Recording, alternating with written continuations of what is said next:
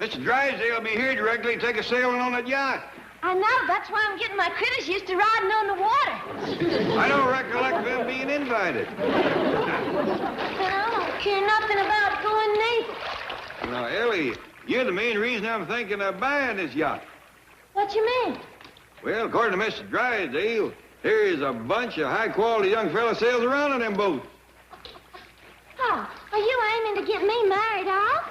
Well, I wouldn't put it as blunt as that, but if the right fella come along, I ain't aiming to sick the dogs on him. Well, Jethro says I'm too old to get a man. Well, Jethro knows a heap of book learning, but when it comes to courting and romance, he's about as bright as a smokehouse at midnight. Who's that, Uncle Jed? Nobody. You get yourself into a nice, pretty dress. Yes, sir, Pop. I see you're all ready to go. Well, yes, sir. How about Granny? Well, she's changed her mind. She says she ain't going out on no ocean or no yacht. I just had her talked into it. I know you did. Whilst I was helping her pack victuals just now, throwed in a few clinchers myself.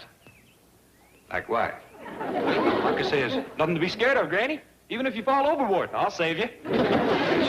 I says, heck fire. I can swim faster than any old shark. Nice going, boy. Thank you. And then I says, even if the shark gets to you first, he's going to think twice before he goes to gnawing on a tough little old bony piece of meat like you. I bet that made her feel good. You thought so, wouldn't you? But it was just about then that she said she wasn't going. Well, I go talk. Hey, you want me to help? No, you've done enough. Oh, Uncle Jim, here's something that might cheer her up. Tell her that even if the shark does get her, it's quicker than drowning. I remember that. Oh, and we all gotta go sometime.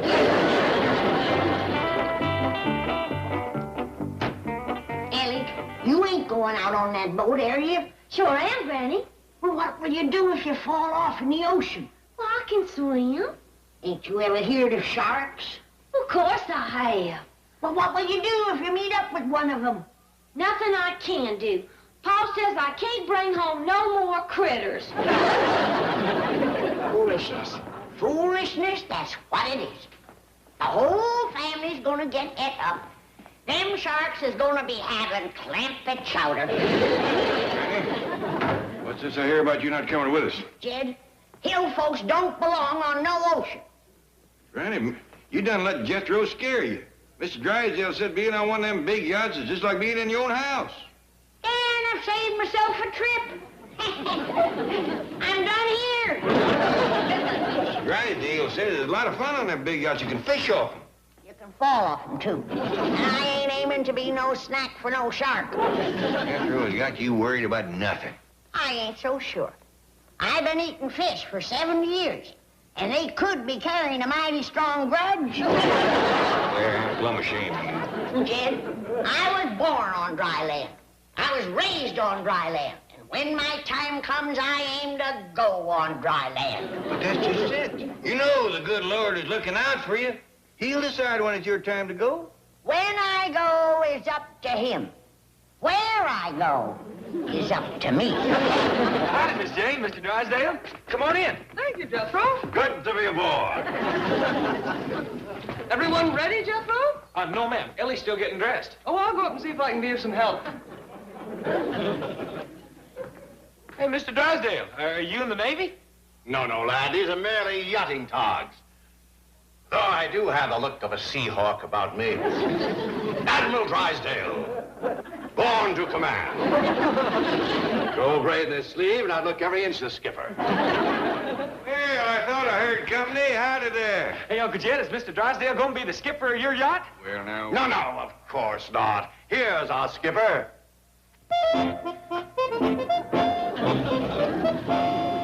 Standing by for orders, sir. Hey, Mr. Drysdale, can Uncle Jed wear a fancy uniform like yours? My boy, your Uncle Jed can wear the fanciest uniform money can buy. Hot dog! Hey, Granny! Granny, you gotta change your mind about going to the ocean. I ain't changing nothing but my clothes. Oh, come on, Granny, please. I ain't setting foot out of this house. Hey, you don't have to. I'll tote you. Jethro, put your granny down. I can't. She's locked onto something. Granny, let go. I ain't letting go till he push me down. I can't put her down till she lets go. That ain't fair. Two again one. Now put her down.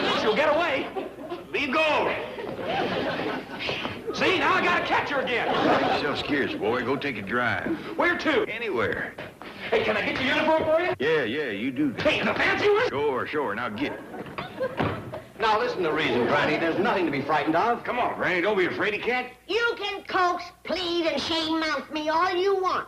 I ain't a budger. Why do you have to be so all-fired stubborn? Well, for one thing, I can't get my head out of here.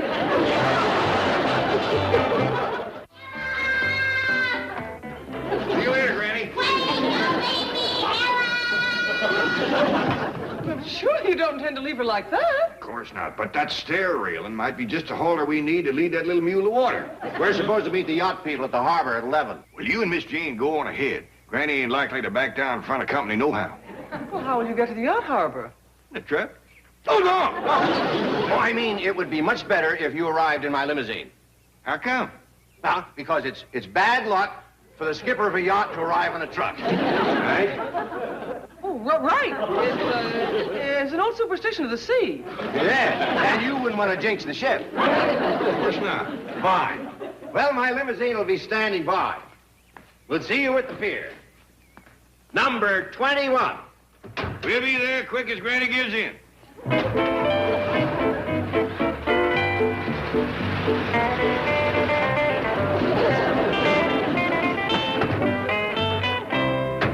Uncle Jed, wait till you see the uniform I got for you. You're going to make Mr. Drysdale look like a plucked chicken. How? Granny's got her head caught in the stair rail. Yeah, I know. She says if we'll get her loose, she'll go down the boat with us. It worked. Come on, you. Hey, Granny, how'd you get your head in there? Never mind that. Let's just get it out. I think it'll go through if I put my shoulder against it and shove. No, boy. Maybe it'll help if I butter her head. Never mind, Ellie. How about I turn her sideways and try yanking the rest of her through this way?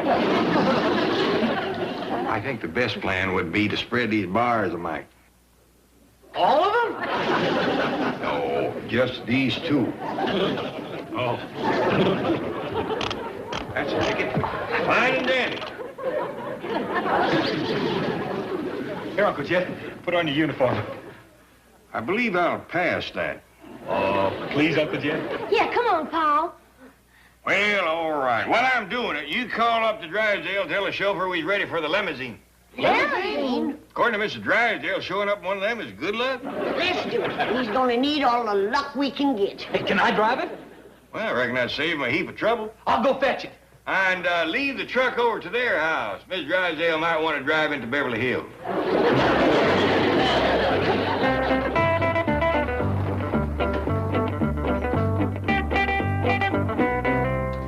Hey, Jethro, wait till you see Paul in his yacht and get up. Yes, sir. I told you it was a doozy. Where'd you get this outfit, Jethro? Over to the movie studio. What you call the wardrobe department. Kind of fancy for fishing and the like, ain't it? I reckon so. It's the only one they had in your size. Come on, Granny. I'm coming.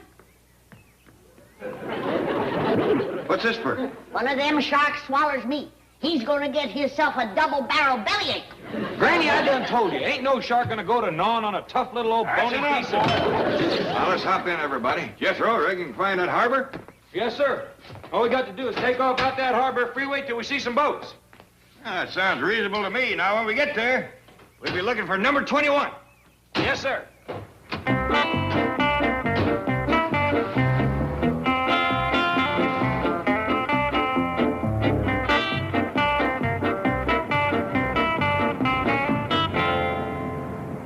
Yonder's a bunch of boats. Reckon it's one of them? Heck no. They's too little. According to Mr. Drysdale, them yachts as big as houses. They better be, or you ain't getting me on one. There ain't any big ones over on that side. Now, them is what you call yachts.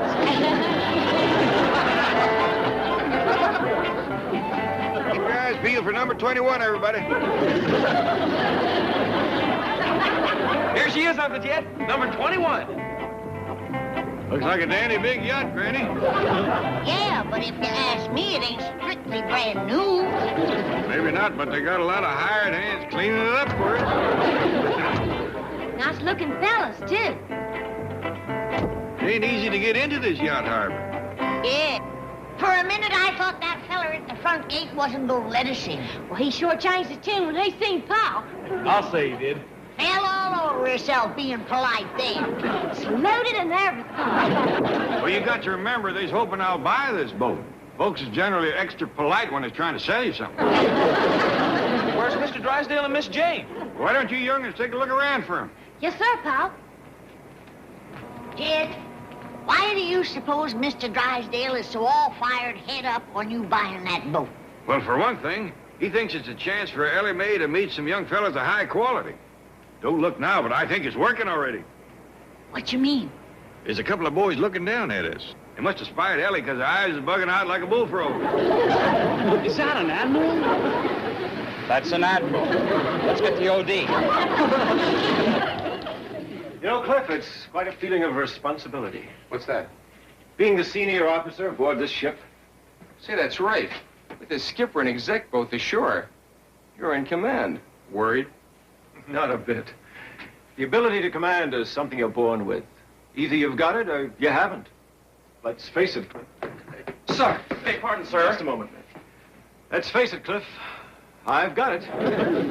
All right, men, what is it? There's an admiral about to come aboard, sir. Very well, you may return. An admiral?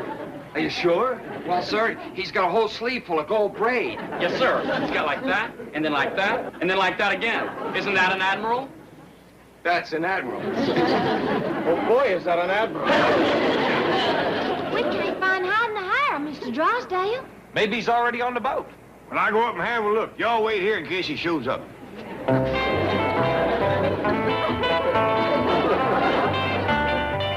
Tell communications to locate the skipper. Alert the crew. Find someone to pipe the admiral aboard. Get 6 men for side boys. Get everything shaped up for inspection. Never mind that. Move!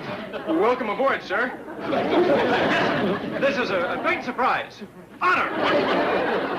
Relax, boys. Mr. Drysdale here? Is he supposed to be, sir? Yes, he is. Then he's here, sir. Good, good. Come on up, everybody. Come on, Granny. I've changed my mind. I'm gonna wait in the car. And get round, get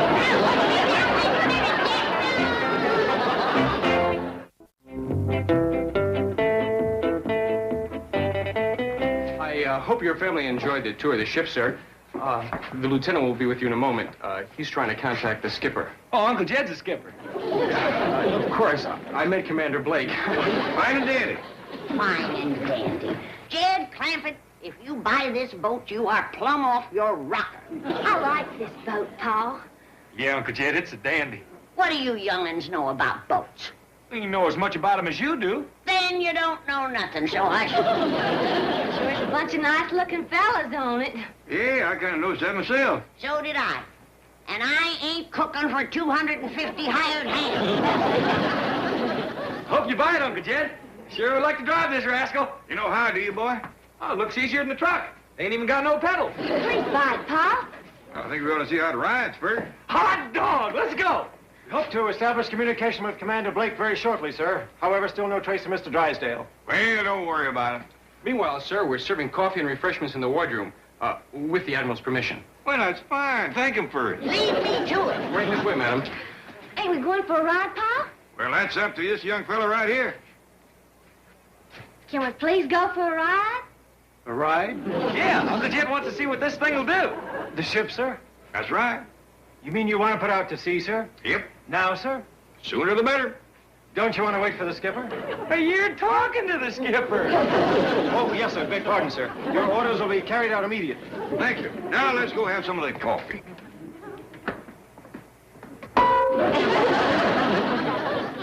Be nice to raise these doorways tonight. Iron kind of dents a fellow's head. Ain't doing that iron no good neither.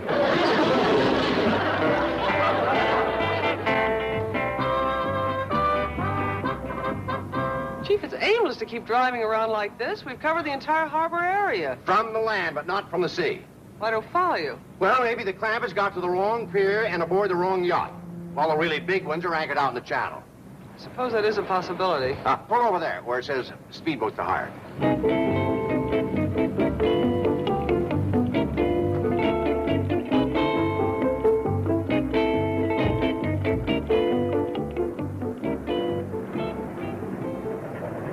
Can I help you folks? Yes, you can.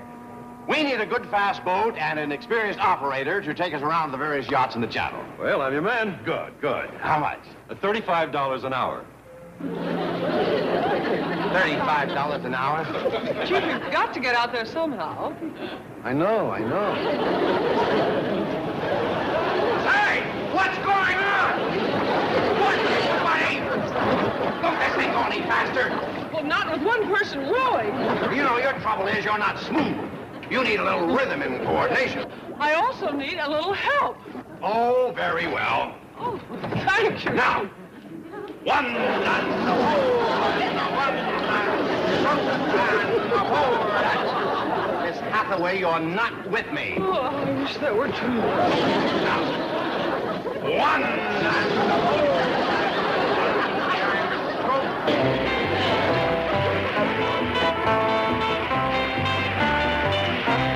Hey, Uncle Jed, can I drive now?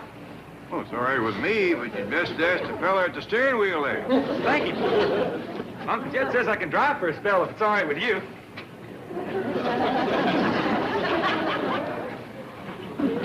Hold steady on 100. Okay. Hey, Uncle Jed, we's doing 100. Kind of fast if you have to do any turning, ain't it? Well, there's one way to find out.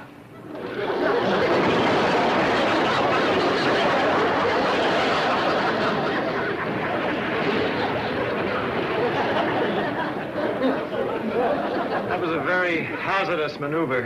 Thank you. Can I drive some more now? Well, let's let the helmsman take the wheel for a while, huh? Okay. I'll work these levers. Oh,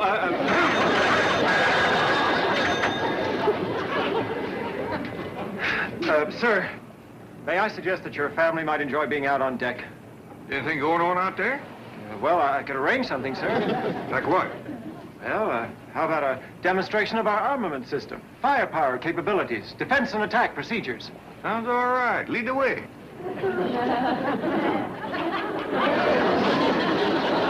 Well, Miss Hathaway, you're certainly making a mess of this. We haven't gotten to one yacht. The current's too strong, Chief. Only you row for a while. Miss Hathaway, who owns the bank where you work? You do? Who pays your salary? Who signs your checks? You do? Then who rows? I do? Then get to it. One.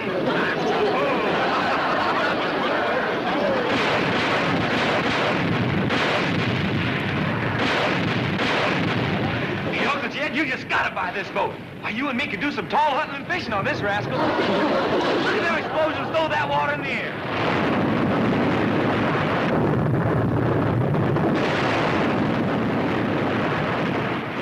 Don't seem like a very sporting way to fish.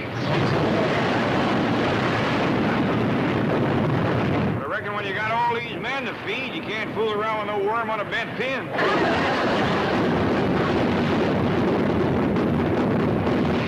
What are they shooting at? High-flying birds, I reckon. I wouldn't want to have to cook them when they get done with them.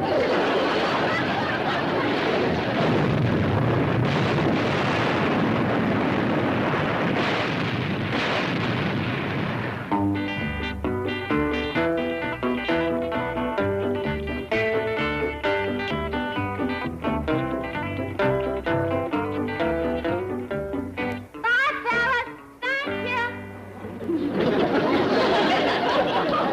The demonstration was satisfactory, sir. Well, I reckon you done your best. Well, yes, sir, we all did, sir. Well, then, it's up to me to make a decision, ain't it? Yes, sir. Just a minute. You got them figures wrote down, boy? Yes, sir, Uncle Jed. That there boat costs $6,000 a day to operate. She uses up 500 gallons oil every hour, and them 250 hired hands eats better than 600 pounds of food a day. And she costs $3 million. You gonna buy it? I reckon not. What? Turn the car around. But Young fella, I made up my mind about your ship. You have, sir? Yep. I'm gonna pass it. He passed us! He passed us! He's pretty happy for a fella that just lost a sail.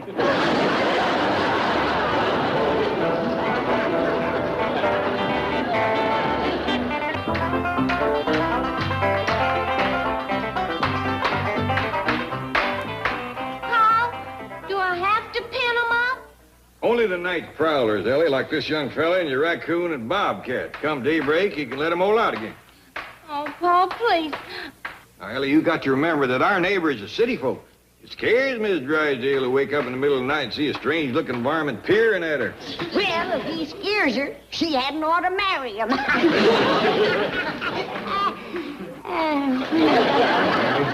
This ain't no joking matter. I am determined that we is going to be friends with Miss Drysdale, especially you. Milburn! Milburn! Oh, shut up. Shut up. Did I hear your sweet voice, Margaret? Yes, you did. The Clampetts are building some sort of a cage, doubtless for more of those revolting animals. Peasants. Peasants! Peasants! And speaking of revolting animals, how long must I tolerate that feathered imitator? Until Ellie Mae's birthday. She's going to be a present from you and me. How ghastly. How ghastly! You know, I should name this bird Margaret. She's picked up your entire vocabulary. Shut up! She's even picked up your personality. That's right. Be insulting. You're a typical Sagittarius husband with Capricorn tendencies. Now, let's see. Today... follow the advice of a tall man. His advice should be to forget about that silly astrology. Oh, dear. Today, make a special attempt to be friendly to your neighbor. Really? Like I was saying, that astrology is great stuff. Surely that must mean the Bensons. They're in Europe. I could phone them. Don't fool around with the stars, Margaret. Now you get over there and start being friendly to the Clampetts. Oh, why did I have to be a Scorpio? Why couldn't I have been a Libra or a Pisces or even a Sagittarius? Good morning, everyone. Morning, Miss Drysdale. Careful, Jed. She's up to something. How would you like me to plot your horoscope? You do it, I'll pluck yours right back at you. Well, she threatened me. I only want to introduce you to the mystic powers of astrology. Mystic powers of what? Astrology. Oh, don't be frightened. Just tell me when you were born. She was born about the middle of November, Miss Drysdale. Oh, you're Scorpio the Scorpion. We share the same sign of the zodiac. Here, let me put it on you. She's trying to hex me. When is your birthday, Mr. Clampett? Don't tell her, Jed. Well, it's around the 1st of December, but what is all this? Sagittarius. Bacon Kemp. Perfadoo. Now get Honey. And quit messing around with that black magic. You're fooling with powers that you don't know nothing about. Black magic? I'm warning you, burn that book before it's too late. But really... Now get.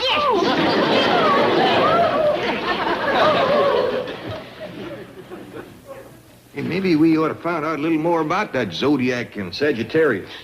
Don't say them words, Jed. There's no telling what evil they can bring on. That woman is playing with dynamite. Spell making ain't for beginners. Well, maybe we should have tried to stop her instead of chasing her away. Yeah, maybe you're right. I'll go, Jed. At least I got a few protection spells I can use. Well, how can I be friendly with the Clampetts when they... Milburn! Milburn! I've had quite all of you that I... Oh. Hello? Hello? Oh, shut up. Oh, no, not you. I'm sorry. This is Margaret Drysdale. Margaret Drysdale? Hold on. I'll pick up another extension.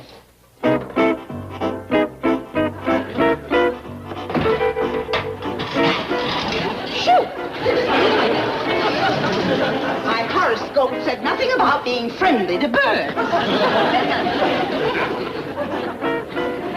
Miss Drysdale, where are you? I didn't mean to yell at you, but you're fooling with awful powerful medicine. I've been at it 50 years, and there's still things I don't know. Miss Drysdale? Hello? Who said that? Hello? This is Margaret Drysdale. Miss Drysdale! I told you not to fool with that black magic.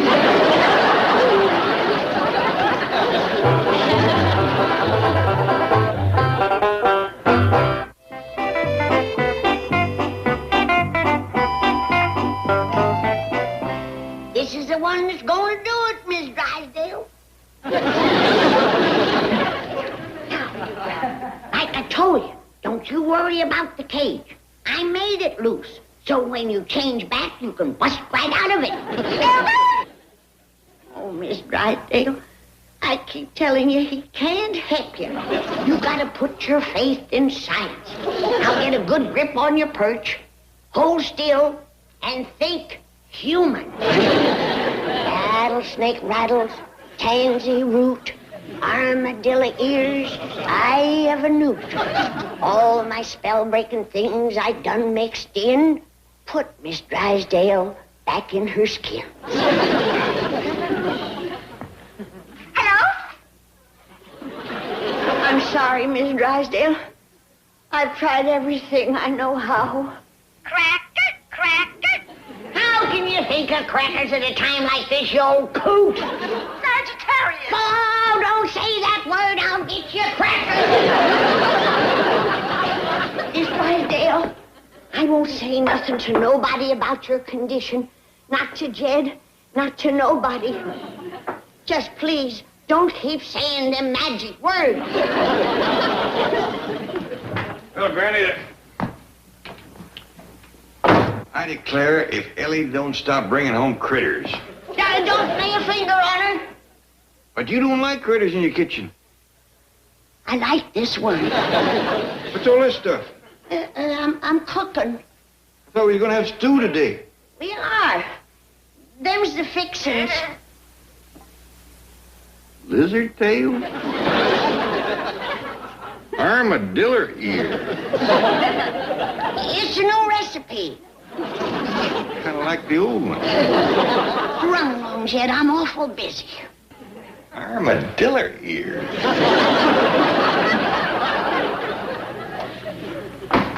Now, see here, Miss Drysdale. I can't keep your condition a secret if you're going shooting off your beak. You ain't at the ones that give you. See?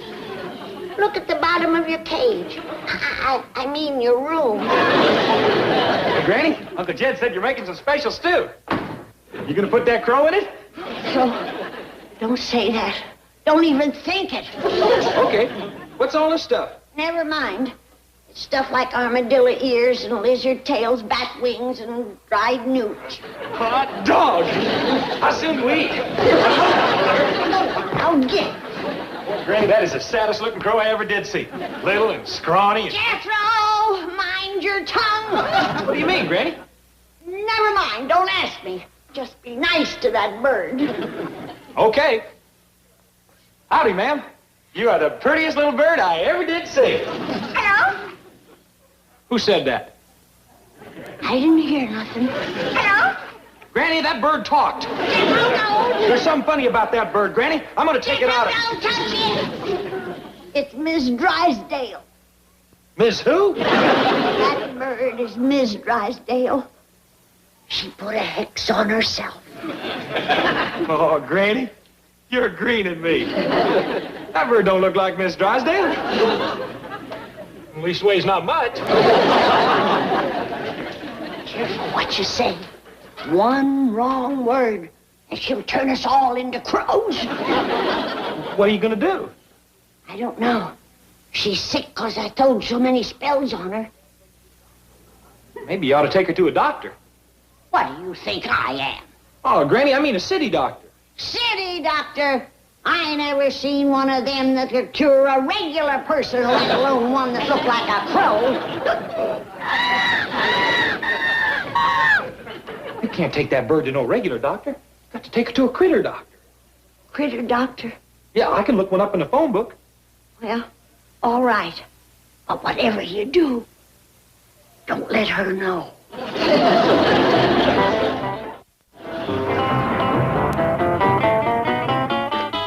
Animal hospital. Hello? Listen, I want to ask you, can you help Miss Drysdale? She's sick? Mrs. Drysdale? Well, what exactly is Mrs. Drysdale?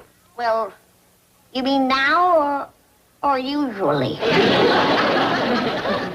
Oh, well, right now she's a crow. I see. You have a sick crow.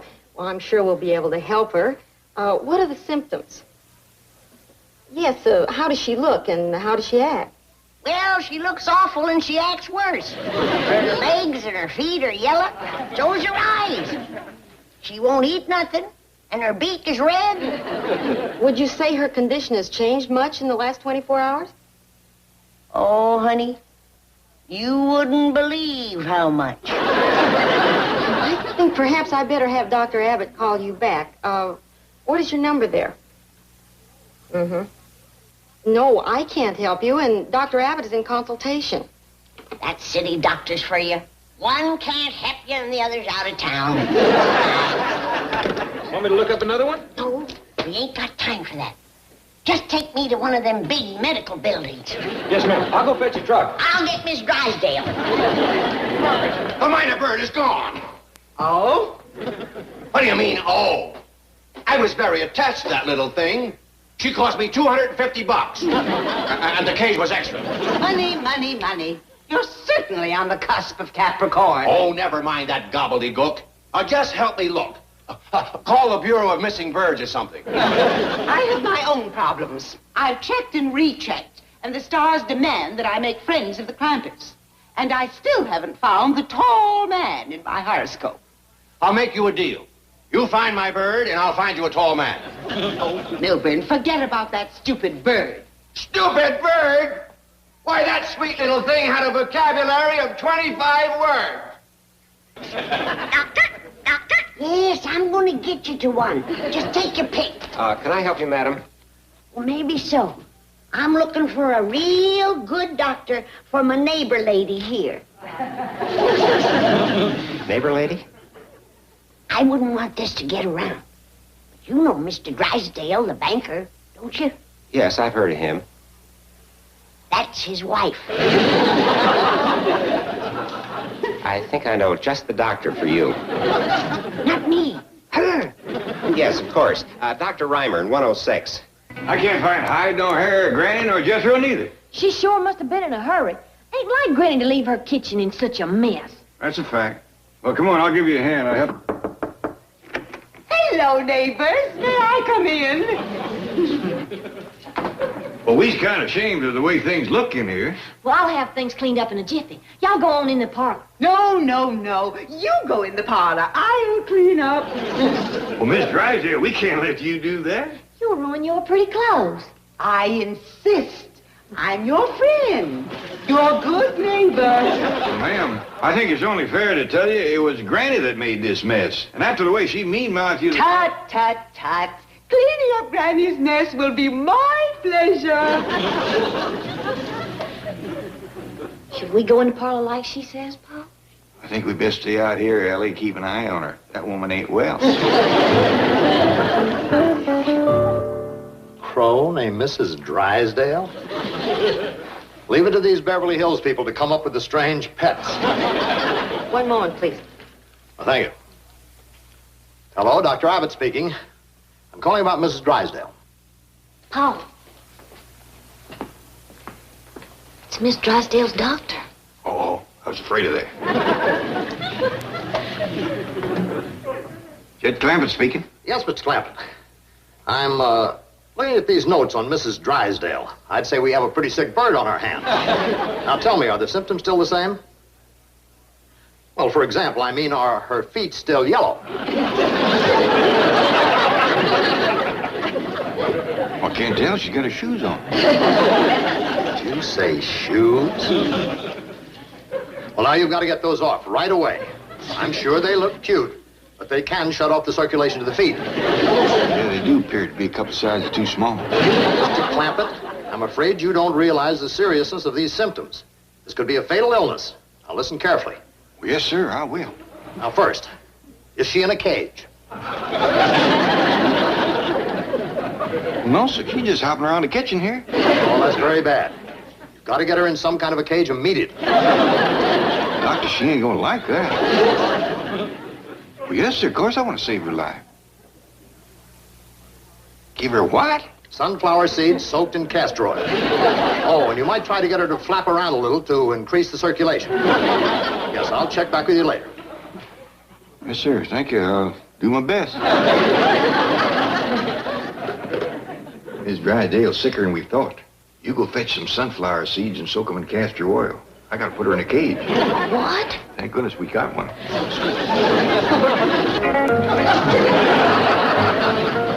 Now, to sum up your relationship with Mrs. Drysdale, would you say that you like her as a person? Oh, yes, of course. She's a wonderful woman. I like her fine. Oh, no, you don't. You hate Mrs. Drysdale. Don't say that. You hate her, and you're taking out your hostilities on that bird. It ain't so.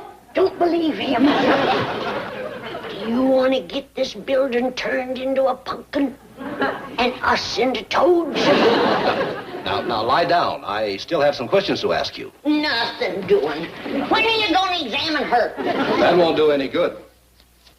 Ain't you going to give me no medicine? I'll be very frank with you. I don't know of any medicine that can cure a hostility neurosis like this. Only understanding and love and affection. And it's up to you to find them. I can't do it. Well, I got to admire you. You're the first city doctor I ever seen that admits he don't know nothing. Seek that love and affection. It's the only medicine that can help. All right. Guess I better take you home to your husband, Miss Drysdale. Follow the advice of a tall man. How you feeling, Miss Drysdale? Oh, well, under the circumstances, I'd say quite well. I got something for you. You want me to feed you through the wire? Feed me? Yes, ma'am. Paul says it's something you got to have. Oh, well, if it's your father's advice, feed away. Well, hello, Granny. Mr. Drysdale, I got bad news for you. Oh? What about? Well, I don't hardly know how to tell you. But your wife has been messing around some magic stuff called astrology. You're telling me it's turned her into a real bird brain. Didn't you know? Boy, do I know.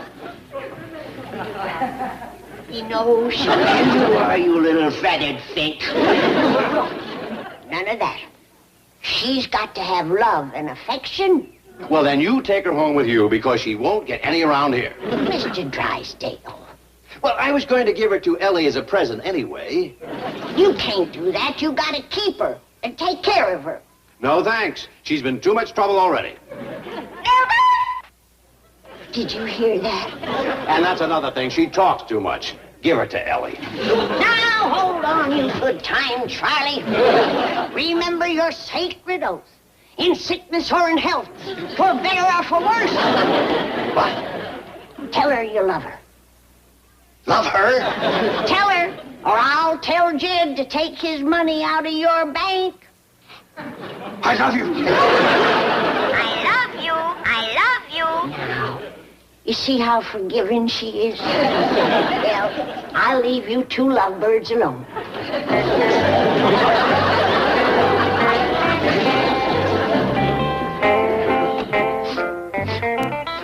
Why are you crying, Granny? It always warms my heart to see a family back together again. That's it, Miss Drysdale. Get the circulation going. Oh, please, can't I stop now? I'm just exhausted. Well, let me see your feet. Yeah, they're nice and pink now. Oh, wait, Miss Drysdale. You forgot your astrology book. Oh, thank you, Ellie. And in case I don't see you before Friday, happy birthday, Libra. Well, my birthday's tomorrow. I thought it was the 7th. Yes, ma'am, that's tomorrow. Today's the 6th. Today's the 6th? That's right. Oh, good heavens. The 6th. Today is unlucky. Stay at home. Beware of your enemies.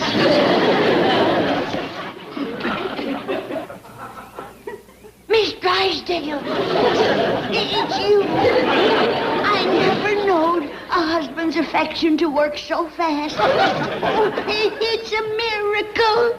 You're your old self again. Take your hands off me, you unkempt, uncouth, barbaric swine! Oh. Granny, how can you lie? Didn't you hear what she just called you? Yeah. Ain't it wonderful what a little love can do?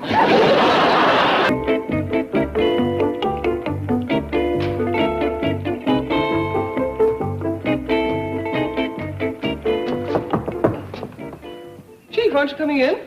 No, I'll wait in the car and run over my speech. Yes, sir. Friends of television land. Well, howdy there, Miss Jane. Come on in. Thank you, Ellie. Is your father ready? Oh, yes, ma'am. He'll be right down. Hey, is Paul sure enough going to be on television? Oh, indeed he is, along with Mr. Drysdale, Mr. Brewster, and one of the richest oil sheiks in the world. Don't forget to wave to us, Jed. All right, Green. We'll be watching for you on the TV set. Well, now, don't get your hopes up. They ain't likely to show much of me when they got important folk like that sheik fella. Ain't that right, Miss Jean? Oh, on the contrary, Mr. Clampett, your meeting with the sheik will be the high point of the telecast. How come? It will be the meeting between two oil kings, East and West. Hey, Uncle Jed. Uncle Jed, we're going to be watching you on television. Yeah, I know, boy. Well, when you make your speech, hold this up. I ain't gonna be making no speeches nor holding up no signs. Come on, Miss Jean.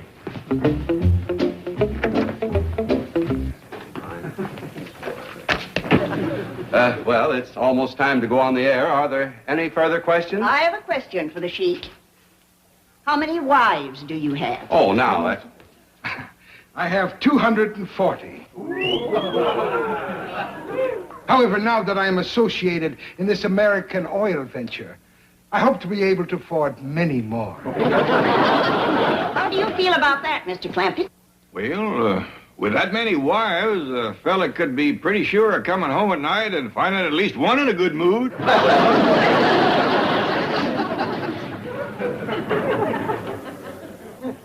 Please accept this for your wife.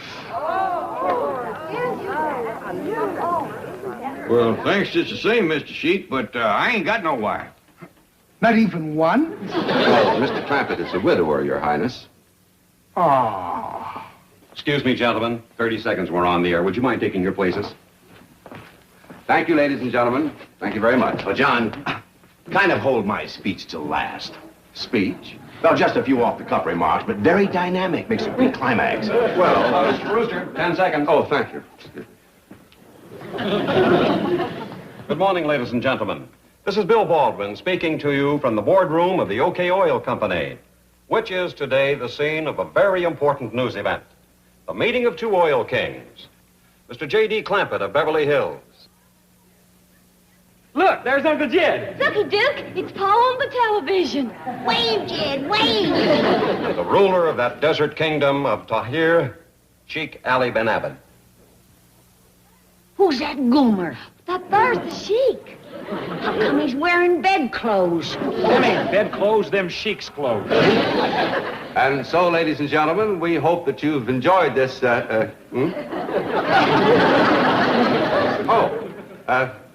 now a few words from the distinguished president of the Commerce Bank of Beverly Hills, Mr. Melbourne Drysdale. Mr. Drysdale. 5 seconds. 4, 3, 2, 1, cut.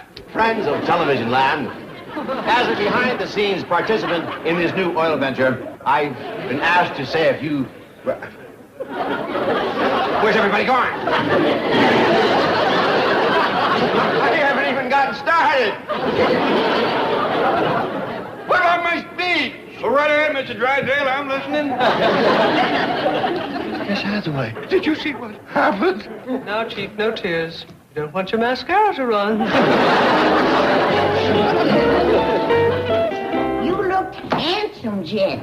But you forgot to wave. Well, I remember next time. What happened to Mr. Drysdale? We never did see him. Well, it seems... Uncle Jed! Huh? Uncle Jed, a present just come for you from the sheik. Well, open it up. Let's see what's in it. Oh, this ain't it. This just come with it. Yeah, the real present's outside. Well, fetch it in. Come on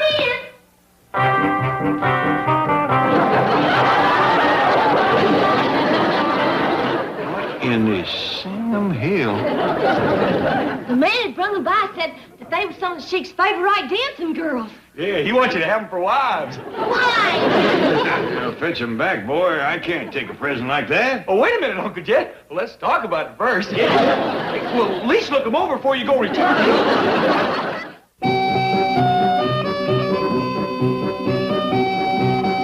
that! No more hoochie coochie. No more squirming. Stop that wiggling. Hold it. Now you stay right here. Ellie, let's go upstairs and get some clothes for them. I thought I told you to get to the kitchen. I like it better in here. Let's get some decent clothes for them girls. You can see plumb through them flimsy things they're wearing. Yes, indeed.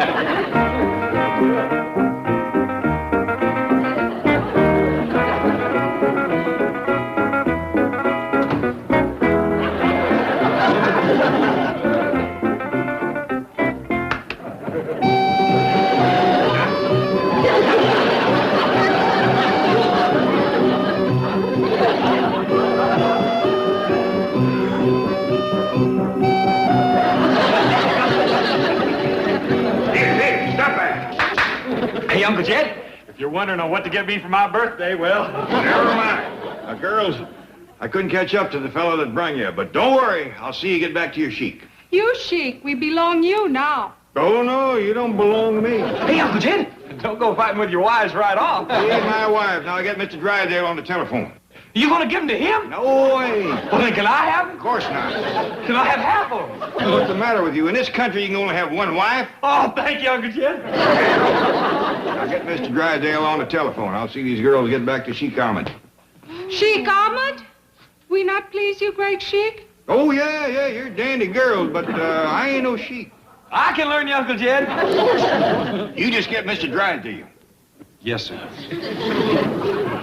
Now, girls, I think the best... We please you. Hold on. None of that. Just a second, Mr. Drysdale. Hey, Uncle Jed. Yeah, I'll take it in the parlor. You keep them in here. Yes, sir, Uncle Jed. I thought so. Now you're gonna get it. Oh, wait a minute, Granny. I'm just doing what Uncle Jed told me. You think I'm gonna swallow that? You're going to the woodshed. But, Granny, I'm supposed to... You're supposed to do what I tell you to do. Well, no, sir, Mr. Drysdale, I don't want to hurt the sheik's feelings, but I can't keep this present he gave me. It's a bunch of girls. No, sir, not pearls, girls. It's a real live girl. Now, wait a minute. Hold on, just a... Mr. Drysdale, you better get over here right away and bring Mr. Brewster with you. I don't know what these girls got in mind, but I got a feeling it ain't strictly legal.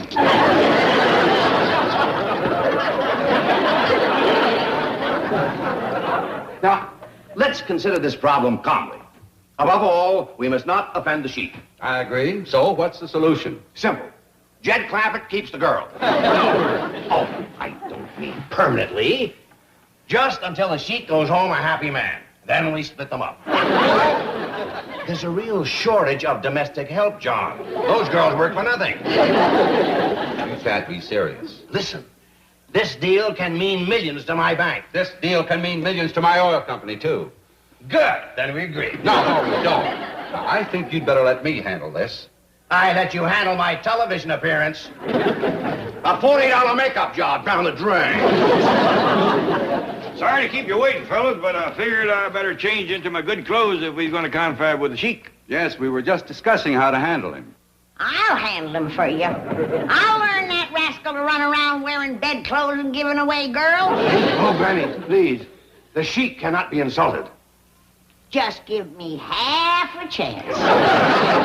Why don't you go help Ellie Mae change into a nice dress? She's done changed. Well, then check on the dancing girl. I got him locked in my room. Well, then check on Jethro. I got him locked in his room.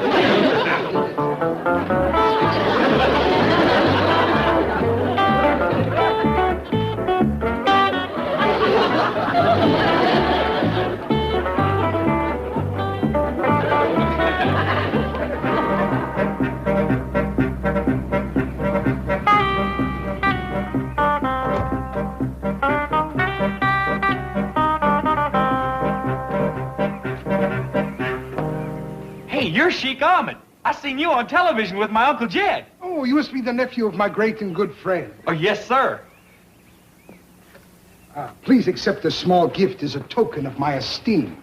Well, thank you. It's awfully nice of you, but ain't you got any more presents like you give my Uncle Jed? Oh, you mean the dancing girls? Yeah, that's it. Man, I mean, they got rings, cufflinks, neckties, back right off the map. I'm delighted that my gift has found such favor. It sure did. Hey, come on in.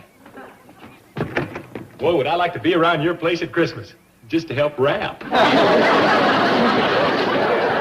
Palace of my brother is very...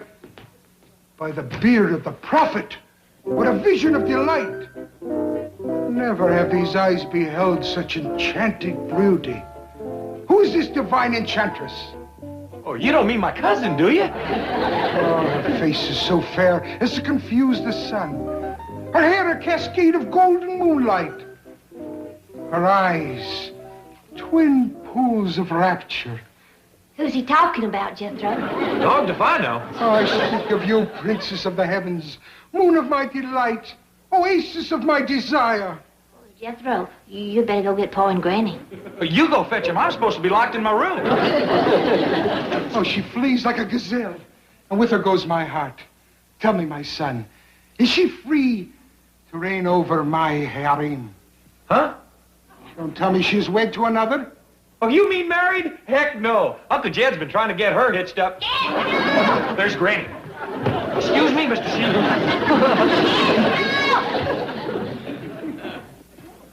So it's you. If you're looking for them girls, I got them up in my room. Then you are the keeper of the harem. I'm the keeper of everything around here. I would pay any price for the young gazelle that was here a moment ago. You will? 1,000 pieces of gold, 100 goats, 50 of my swiftest horses. Sold! I'll catch him for you.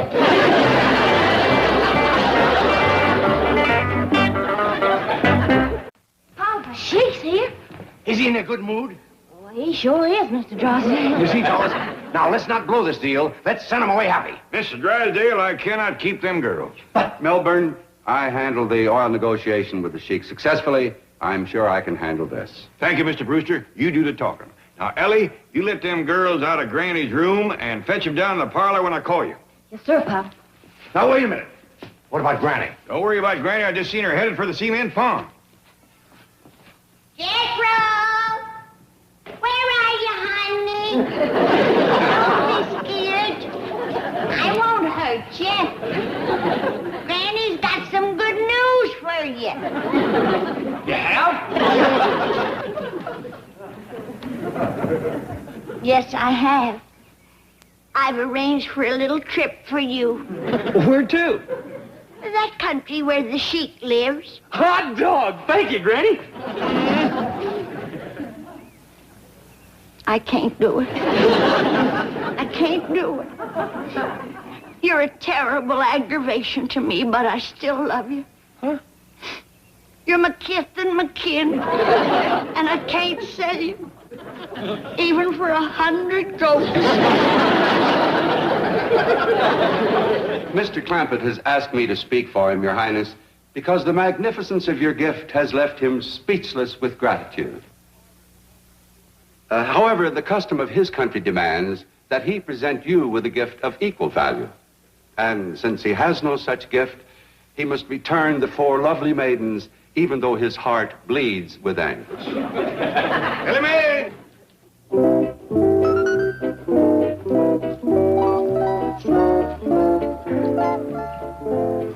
Let my brother's heart bleed no longer.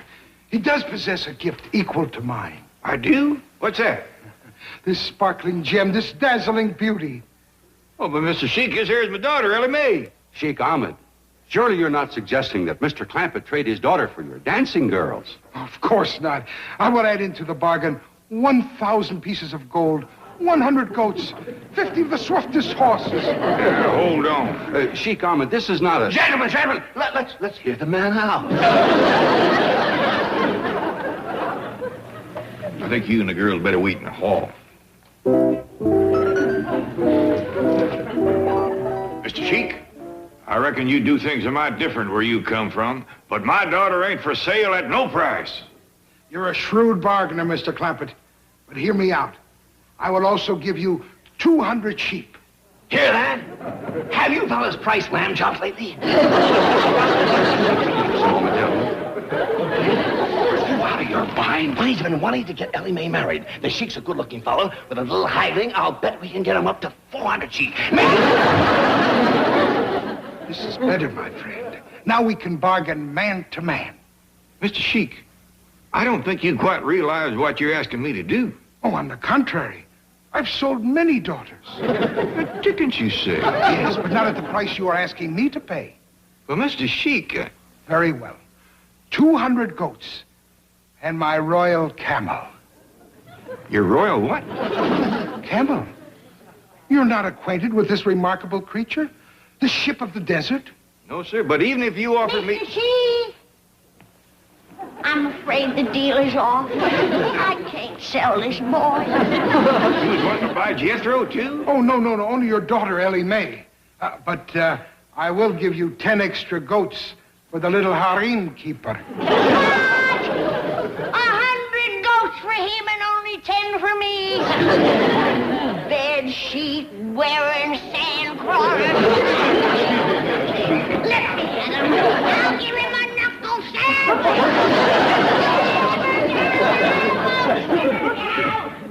Never have I had such difficulty buying a simple little thing like a wife. You really want my cousin Ellie when you got all them pretty dancing girls? My son, I would pay any price for your cousin. Mr. Sheik, let's you and me do a little talking.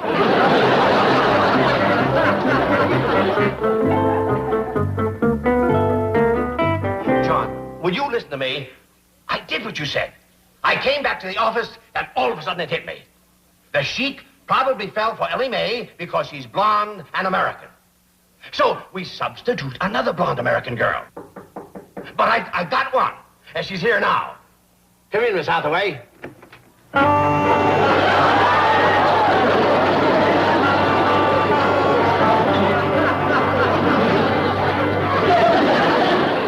You might imagine the reason for this ridiculous masquerade.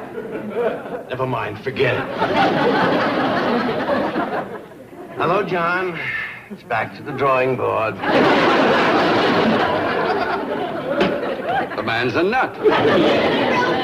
Mr. Brewster, the Sheik's done run off with Jethro and Ellie. What? They's gone, he's gone, and his car is gone. Dead!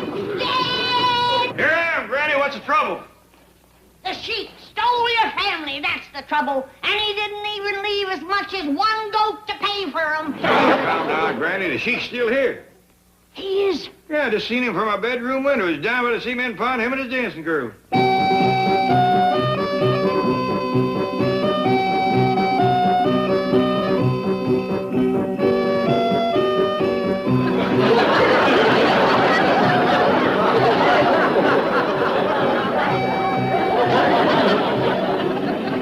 Excuse me, Mr. Sheik, could I talk to you for a minute?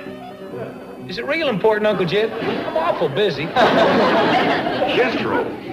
It's Sheik Jethro. I'm telling you, this is the life. Where is Sheik Ahmed? What are you doing here with all this stuff and all these dancing girls? He gave them to me. It's part of the deal. What deal? I sold him Ellie Mae. What? Man, did I drive a bargain. For one old girl cousin, I got all these jewels, these pillows, this pipe, plus a goat, a horse, a royal camel, and 15 dancing girls. 15? Well, yeah, these is just a down payment. You girls come along with me. Come on.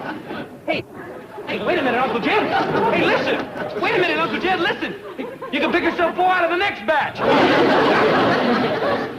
Boy, the minute you get a good thing, everybody wants in on it.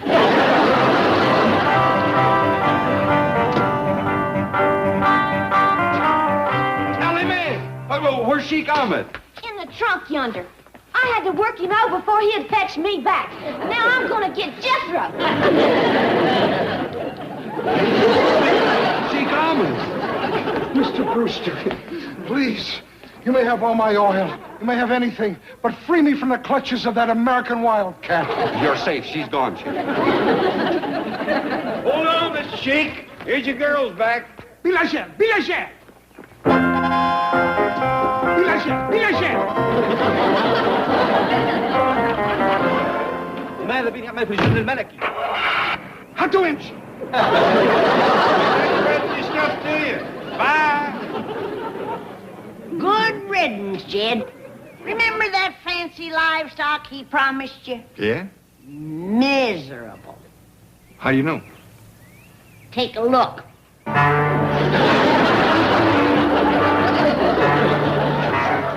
Ain't that the saddest looking horse you ever seen?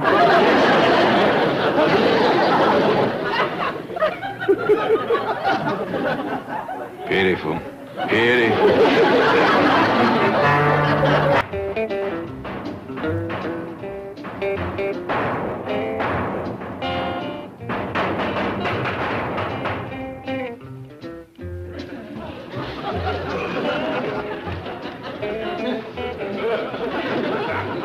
What's all the racket out here? I'm rigging a bulletproof shield from a double-knot spy car. You have to bang so loud I can hear you clean out in the kitchen. If you think it's loud in the kitchen, you ought to be under here.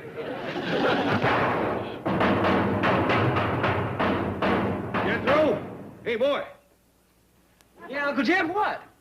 Why don't you do your pounding with the tub up? That way you can see what you're doing and it wouldn't be so hard on your ears. Yeah. Uncle Jed, you know something?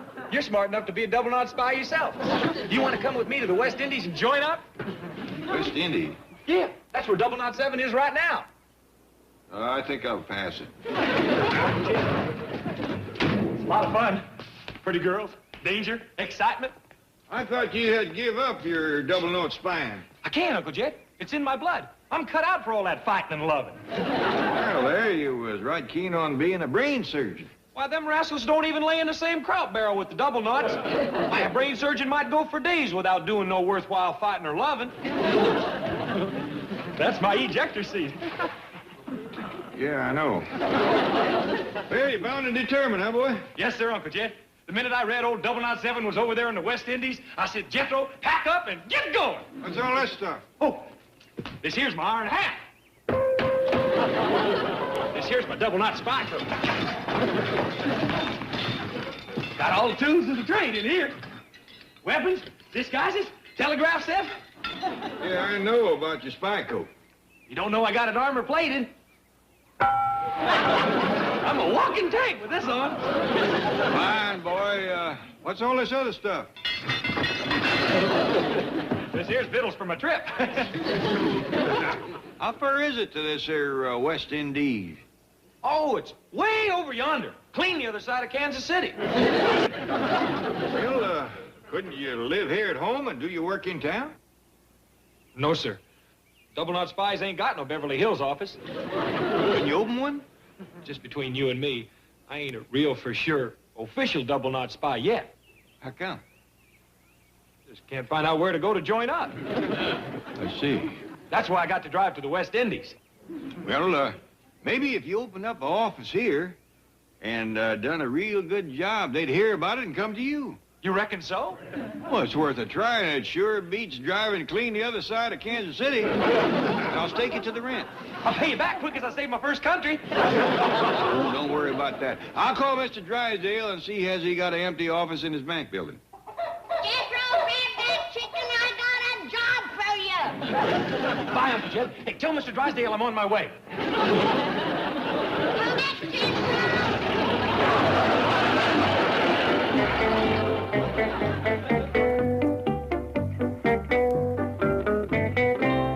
Here you are, Jethro.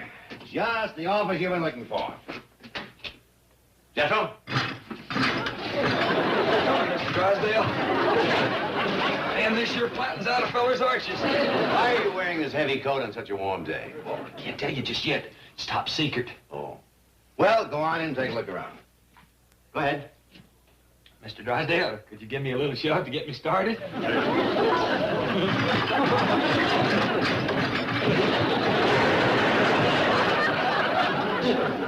I just heard what you're doing. You can't rent this office. Who says I can? Well, it's the only vacancy in the building, and the Baker and Associates have been waiting 6 months for it. They're moving in this afternoon. How much money have they got in my bank? Well, none. Mm-hmm. Well, Jed Clampett has a bundle, and he wants his office for Jethro. Now, who do you think's going to get it? Well, Jethro, how do you like it? Who's Jethro? Didn't know it was me, did you? This is just one of my disguises. I got a whole slew of them. Why do you need disguises? Miss Jane, when a fella lives close to danger, he's got to be ready for anything. Help me up, would you?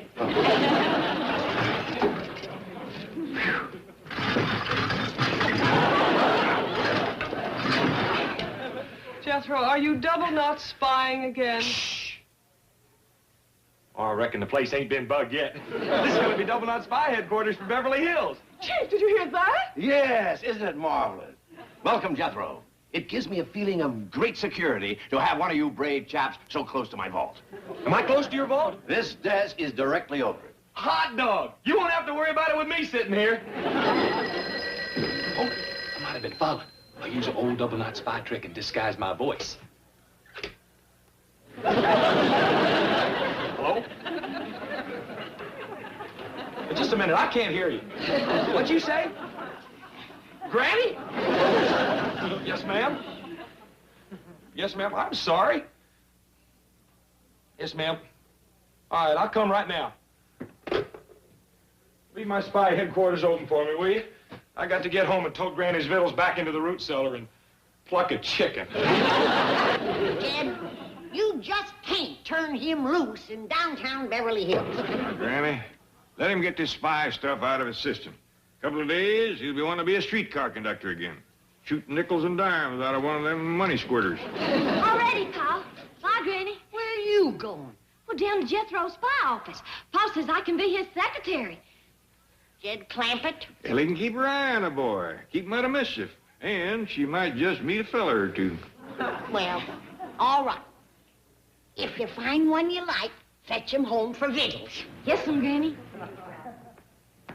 Well, I'm all done. See you later. Wait for your secretary. My what?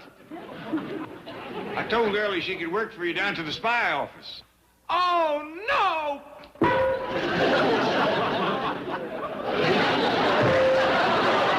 Oh!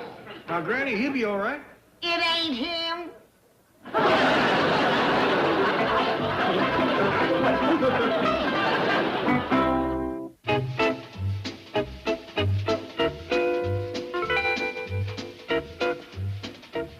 Chief, I have not been able to reach Mr. Baker. He's going to show up any minute expecting to move into 205. You leave Baker to me. Just see that Jethro's happy. Speaking of Jethro, the building custodian says he's installing all kinds of crazy things up in that office. Good. He's happy. And so am I. His uncle's paying for it. You're the boss. Remember that.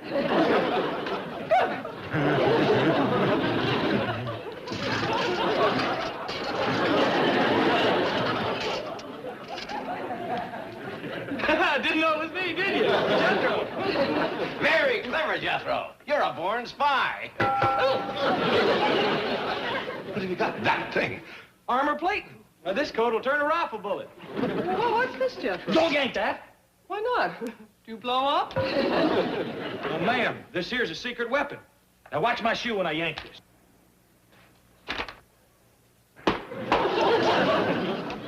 It ain't working right now, but when it does, a pointy blade pops out of the toe of my shoe. What for? Well, old Smirsh has got him. And if they go to kicking to me, I'm going to kick right back. Fine work, Jethro. You're a credit to your profession. Now get up to your spy headquarters and make us proud of you. Yes, sir. I'll do my best. Oh, hey, has anybody been asking for me? Only the custodian. No, I mean anyone from International Not Headquarters. I don't think so. Well, they don't use names. Just letters like M or Q. Hathaway will be on the lookout for him. Gee, you shouldn't encourage him to play spy. He's taking it seriously. Well, so am I. If it'll help keep the Clampett account, he can call me Milburn Goldfinger.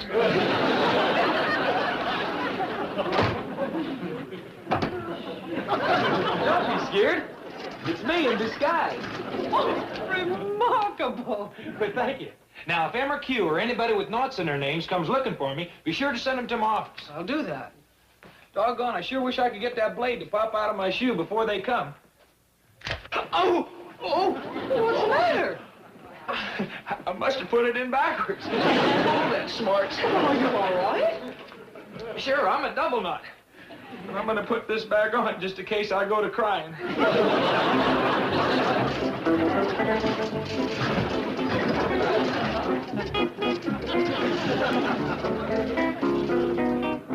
Forgive my curiosity, but what was that? Oh, well, he's just a temporary tenant. Not on my floor, I hope. Well, I'm Vincent Baker, of Baker and Associates. Oh, dear. You seem distressed to see me. Well, I am, yes. After him? Well, Mr. Drysdale will explain everything to you, Mr. Baker. What is there to explain? I've been waiting for 205 for 6 months. You said it would be ready today. Here I am. Yes. Well... Yes? The Chief, this is Mr. Baker. He'd like an explanation about 205. Well, he's entitled to one. See as he gets it.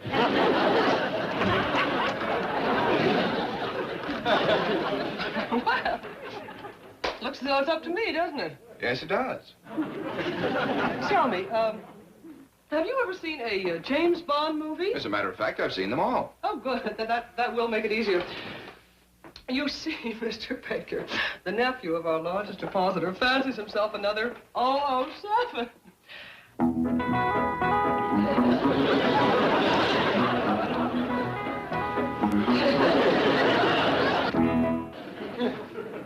Vince, maybe you ought to call off this bank job. Honey, there's $250,000 sitting in that vault under 205. I've been waiting 6 months to get at it. But the plan isn't working out. That Jethro kid's got the office. I'll take care of the kid. Besides, it's got to be tonight. The plane's all set. Marty's waiting in Mexico. It'll work out. Vince, it's too dangerous. This kid may not be as dumb as you heard. Take a look at his door. There's my first contact, Ellie. Now, you know what to do. Come in.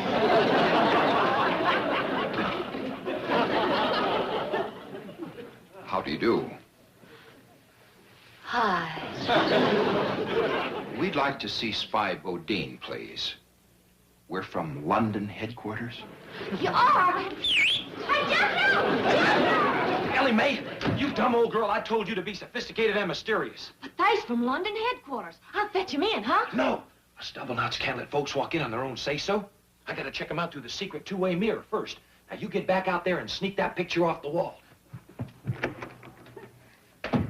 Would y'all step over here in front of the secret two-way mirror, please?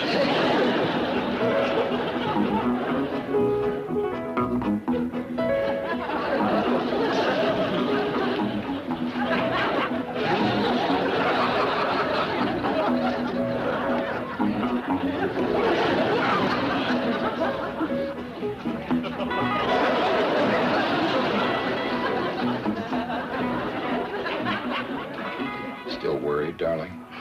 No, I think tonight's the night.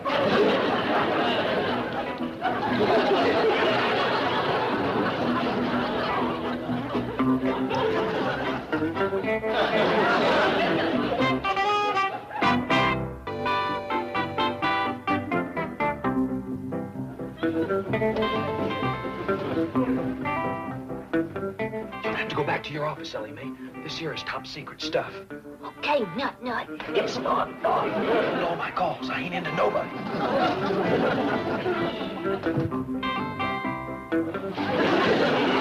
Hope you ain't mad at me for opening up a Beverly Hills headquarters without your say-so. It is slightly irregular. Quite. It's the only way I get you to notice me. As a matter of fact, we've had our eye on you for some time. Right, Kay? Right. K? J? K? L? Gee whiz, you're hired now. Yes? What's your initial? I'm Jay. Gates thought the Beverly Hills office should have top priority. It's a dandy. Well, right now, there's a secret movie camera taking pictures of us. Really? Yes, ma'am. I got it hid in the wall. Where? Oh, right over here. Let's see. Where did I hide that rascal? Uh-oh. Must have plastered over the lens. Well, these things happen. Right, Kay? Right, Jay. I got the office bugged. You have? Yes, sir. See them pencils over there? Yes. Well, one of them is a little wireless microphone and sending set. I think this is it. Oh, by golly, I believe this is just a regular pencil. I guess I was right the first time. Well, anyhow, everything we've said up to now has been recorded on tape. We'd like to hear it. Yes, sir. I got a tape recorder hid right here in this drawer. You got something in backwards. Maybe I can remember everything we said. Let's see, when you first walked in, you said that Never mind. How am I doing so far? You mean there's more to show us? Well, yes, ma'am. I got something in this closet Q section ain't even got. Wait till you see.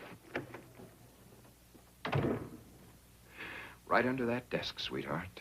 250,000. But how do we get rid of the goof? We don't. We let him dig through the concrete. What? They'll think he's just putting in another spy gadget. And when he's through with the noisy work, tonight I'll come in with the cutting torch and... This here's my armor-plated spy coat. I got a rig with a tear gas squirter. Now step back and watch this.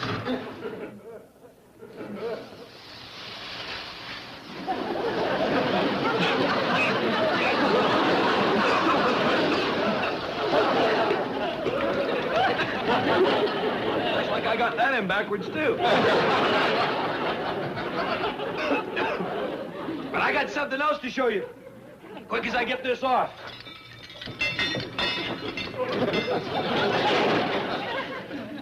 Now watch my shoe.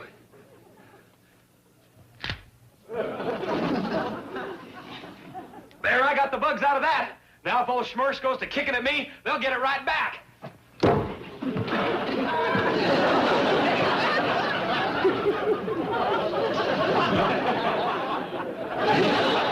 Anyway, that's how it works.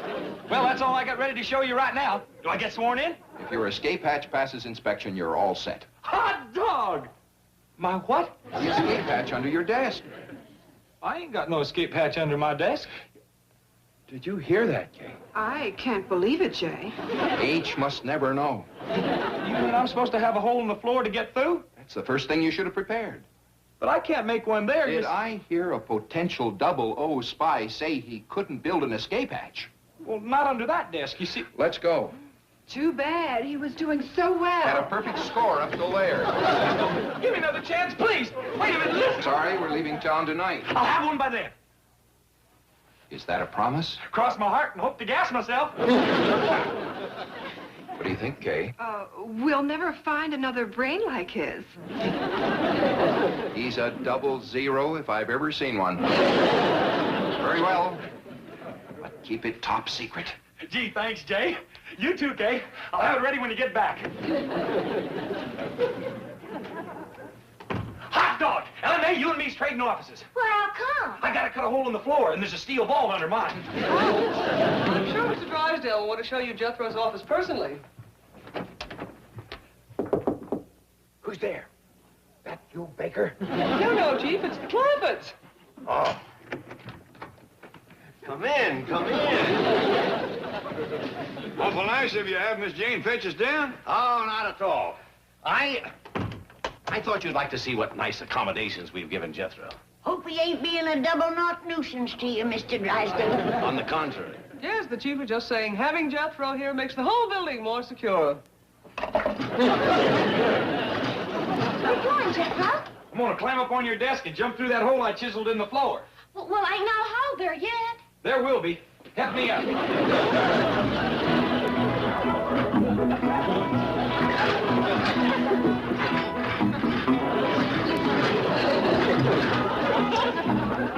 Stand aside. 1, 2. Well, let's go up and look at spy headquarters, shall we?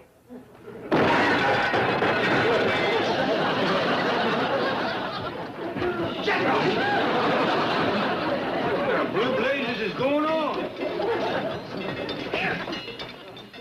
That's my double-knot escape hat. Howdy, Paul. Howdy, Granny. Ellie Mae, get down here and cover up that hole before somebody gets hurt. Yes'm, Granny. Sure hope I don't have to escape too often.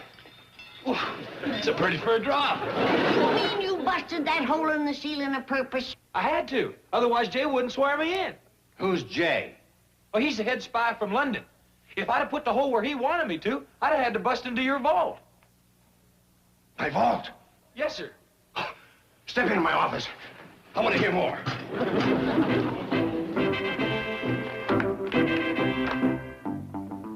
See him on that page?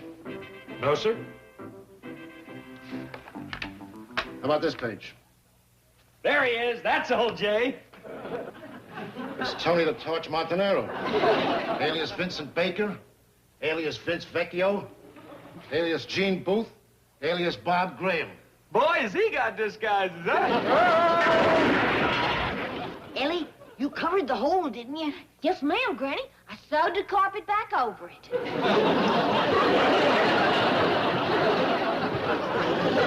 Tony, on your feet. How soon will he be back? In about 10 years. 10 years? I can't wait that long to get swore in. Hey, wait for me. Someday I gotta have a long talk with that boy.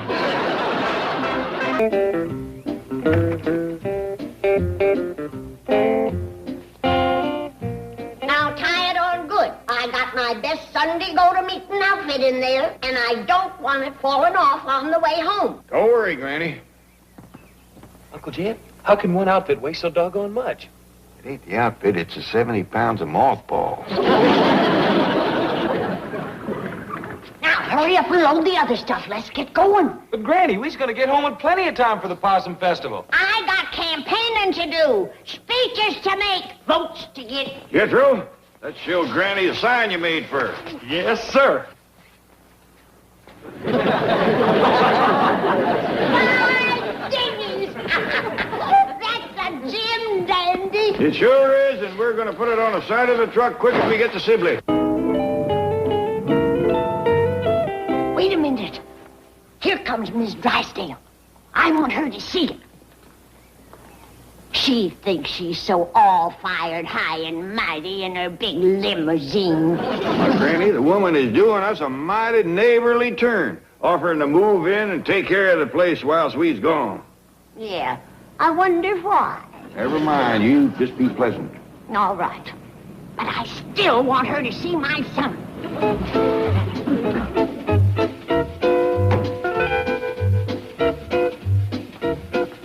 Howdy, Miss Drysdale. I'll take that young fella.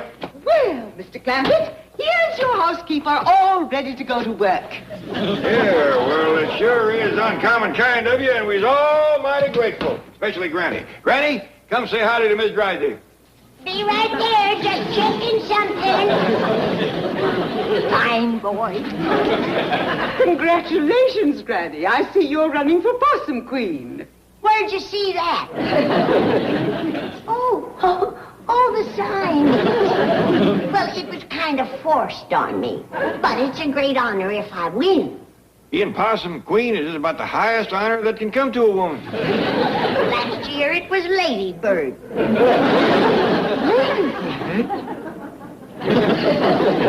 Lady Bird? Lady Bird Hacklemeyer. She's the one that always takes first prize with her doilies at the county fair. That one. You know another Lady Bird Hacklemeyer? No. Can I help you load up?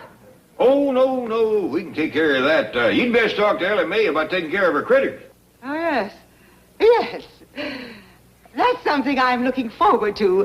Caring for all those darling little animals. Now, Duke, you're the oldest, so you'll be in charge while we scum. Hiram, you're the biggest, so you'll be Duke's right-hand dog. Arnie, You keep your eye on all of them, because you're the smartest. and now remember, everybody, come Possum Day, Wendell is king.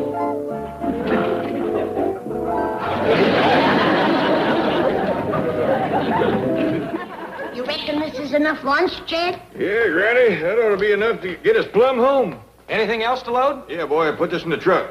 Oh, yes, sir. What is it? Lunch? Hot dogs. Didn't you pack nothing for the rest of you? Granny, look at there. Miss Drysdale's treating Ellie's critters like they owed her money. I still say we's gonna find her sugar is mostly sand. You've been grousing for 3 years because Miss Drysdale ain't a good neighbor. Now she's trying to be one, and you're still pecking at her. Jed, I've heard of sweet milk turning sour, but never the other way round. Ellie says she'll meet you on the truck around front. Now, have a wonderful trip and enjoy the festival. Too bad you don't have one here. Yeah, we wouldn't have to go if Beverly Hills wasn't so backward. There we are, and you wouldn't want to miss the honor of being queen. It ain't just the honor. Why, there's a fortune in prizes. Starting with the weighing-in ceremony. First off, the Queen gets her weight in possum. How exciting. That ain't all. Then comes the letting out ceremony. Possum Day, all the prisoners gets let out of jail. And from then on, it's just one big to-do after another. Mule shoeing contest? Blood wrestling and rock throwing? Crawdad eating contest? Prizes for the longest hair and the biggest feet. Keep talking like that, and Miss Drysdale hop right on, go with us. Ain't that right, Miss Drysdale? It is tempting, but my plans are all made to stay here and look after your house. Sure you won't mind all that work? Not at all. With Milburn out of town, it'll give me something to do. My dog is Miss Drysdale. You've turned into such a fine neighbor, it seems a shame to be leaving. Now, Jed, you got the next possum queen sitting here. That's right. Well, thank you, ma'am. Let it roll, Jethro. See you in a couple of weeks. Stay as long as you like.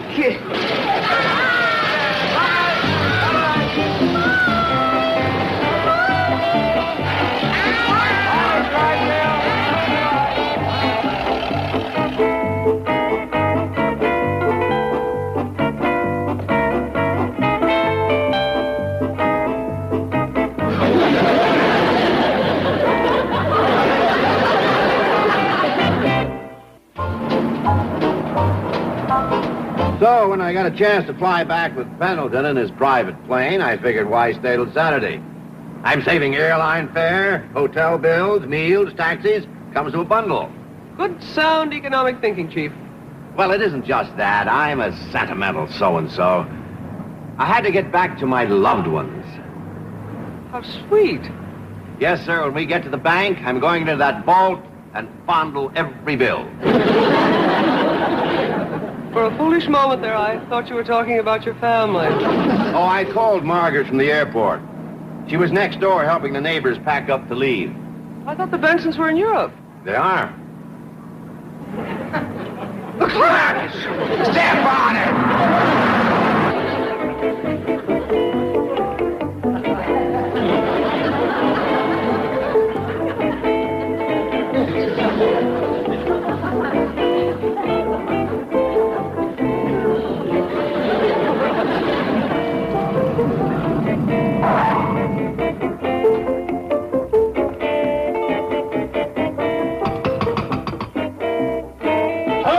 have known I couldn't trust that woman. Start collecting up these songs. Well, welcome. You're the first guy. Melbourne! Oh, no, you don't. You're supposed to be in Chicago. Never mind Chicago. What do you think you're doing? Where are the Clampetts? What have you done with them? Why are you selling this house? I'm not going to talk to you until you stop shouting at me. Okay, I'm not shouting now. Talk to me. That's better. Well, how are things in Chicago? Did you see Aunt Beatrice? Not that kind of talk. I want to know about the Clampetts. You're shouting again. Chief, there's a truck here from the animal shelter. Your wife told them to pick up all of Ellie's pets. You what? Still shouting.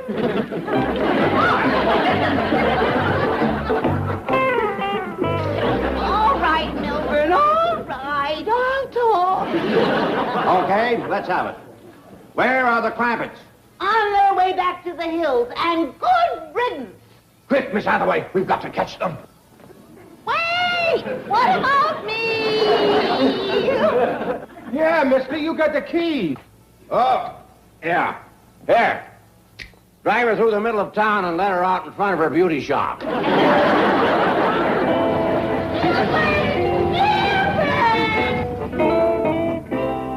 Chief, it would be sheer folly to go dashing about in every road to the east. But if we organize an intelligence search... All right. Alert the Highway Patrol, missing persons, the FBI. And I want roadblocks at the state line. And have a helicopter standing by for me on the roof. Hey, Mr. Drysdale. Be with you in a minute. And let's get some planes in the air. Have them fly over every... Oh, it's you. You're here. Oh. We just thought we'd come down and say goodbye to Miss Jane, but then we heard she was down at the airport fetching you, so we thought we'd wait and say goodbye. Excuse me, Mr. Drysdale, but you're cutting off my wind. It's just that I'm so glad to see you. Well, you've seen us, so goodbye. Now, wait. Why are you going home? For the Possum Festival. You ain't forgot it's coming on for Possum Day, have you? Of course not. Well, you can celebrate it right here. We tried that last year. It ain't much fun when you're the only one celebrating. We drove all over town yelling, Happy Possum Day. Folks looked at us like we was hanging off our hinges. This year, we's going back home where they have a real festival. Bye. Wait. Well, I guess I'm going to have to tell you the big secret. Well, what is it? Beverly Hills is planning the biggest festival in the history of Possum Day. Chief! Oh, I know. It's supposed to be a surprise, but I can't let them go home and miss it. Well, tell us about it. Step in my office. Chief, I am certain that Beverly Hills Possum Festival cannot be nearly as good as the one they have back home. Oh, nonsense. She's just modest because she's in charge of the arrangements. Doggy, she is modest, ain't she? Miss Jane, you're going to have to go some to beat that big blowout back in Sibley. He can do it. You going to have a big parade? Gigantic, colossal. Crawdad eating contest? Of course. Jethro usually walks away with that. That and the big feet contest. How about rock slinging and mud wrestling? That's Ellie Mae's specialty. Well, you have Miss Hathaway's word. Her Possum Festival is going to be just like the one back home, only bigger and better. What do you say, Granny? I say let's go back home to Sibley. Why? 'Cause back there I got a good chance of being Possum Queen. You can be Possum Queen right here. I can't win an election in Beverly Hills. Oh, yes, you can. Right, Miss Hathaway? If I can put on the festival, she could win the election. And you riding a parade? Of course. Will lots of people see me like back home? More. Millions more. Millions? She'll be on television. Television? Me? Color television, coast to coast. Right, Miss Hathaway? Well, what do you say now, Granny? I say let's stay here and be on television. That's the spirit. Well, then it's settled. Now, we'll be running along. I reckon what with putting on a Possum Festival, Miss Jane has got a few loose ends to tie up. It'll be worth it. A thing like this could put Beverly Hills Hills on the map? Look what it done for Sibley.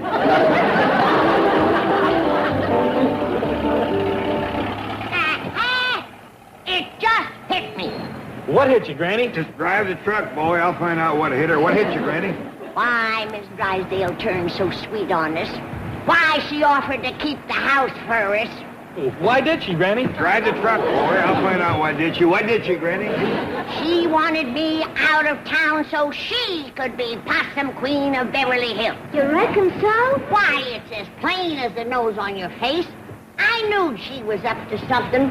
I told you we'd find sand in her sugar. The election ain't over. She ain't won yet.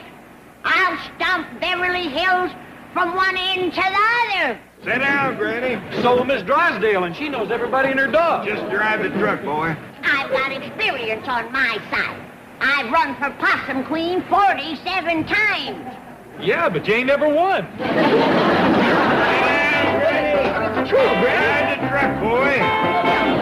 Sit down, Granny. Drive the truck, boy.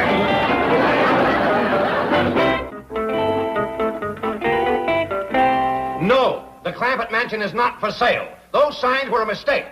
Now, will you real estate guys please stop bugging me? Excuse me, Mr. Drysdale, but Mr. Clampett is calling for you on line 1. Beverly Hills Possum Festival headquarters. Oh, how's the festival coming along? Oh, beautifully, beautifully. Did Miss Hathaway get that parade permit? She isn't back from City Hall. Yes, everything's great. It couldn't be better. Well, that's just fine. Now, we've been having a little family go-around.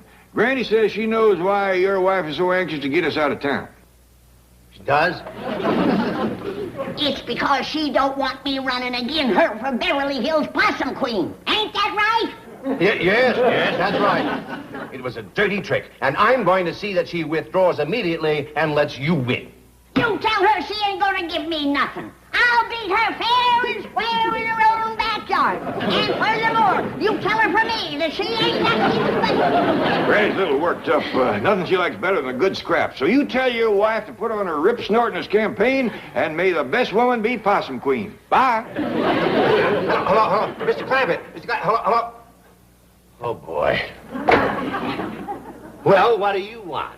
Do we get Possum Day off?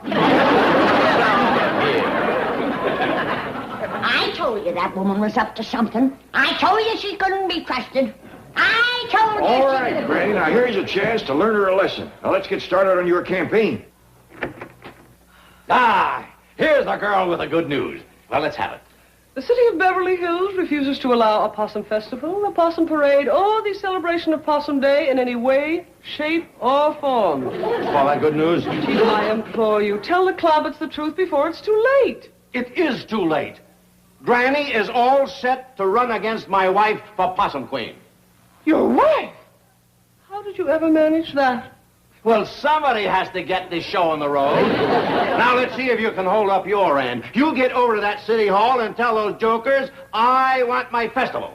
Chief, I did everything humanly possible. I begged, I pleaded, they just wouldn't listen. All right, I'll bail you out. They'll listen to me. Because I'm not going over there begging and pleading. I'm going in there demanding. I'll show you how to fight City Hall. Put me down! You tell those ward healers they'll be sorry for this. I'm taking my Possum Festival to Pasadena. You people here in Pasadena are in a rut with that Rose Parade. Every year, the same day. Now, here's my idea. Let's have it next Wednesday, and we'll call it the Possum Parade. Instead of a Rose Queen, we'll have a Possum Queen. Instead of that same old football game in the Rose Bowl, we'll have mud wrestling, rock throwing, ball calling contest, crawdad eating. Now, wait a minute. This could be a great thing for Pasadena. Please, it was just a suggestion. Please. Oh, hey, I forgot. Can Granny hold her voting rally out in the bank parking lot? Well, I suppose so. Well, thanks. Oh, come on down and see the campaign truck. It is a doozy.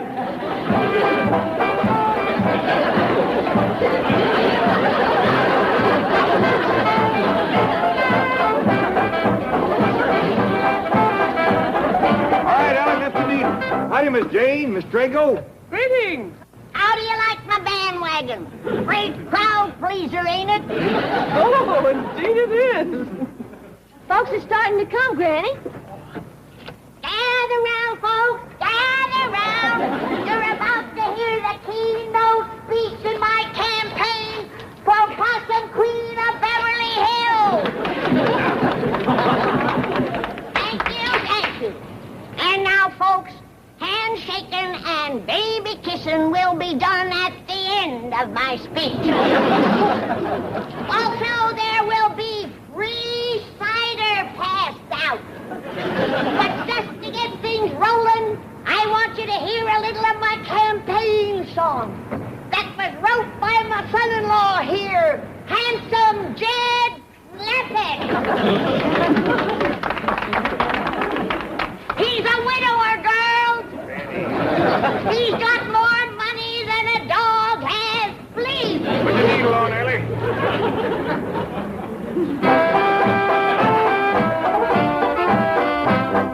Here's your choice for Possum Queen. Granny.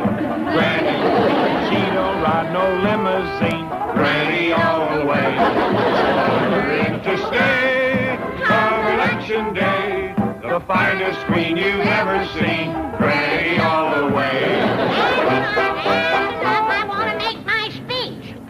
Citizens of Beverly Hills.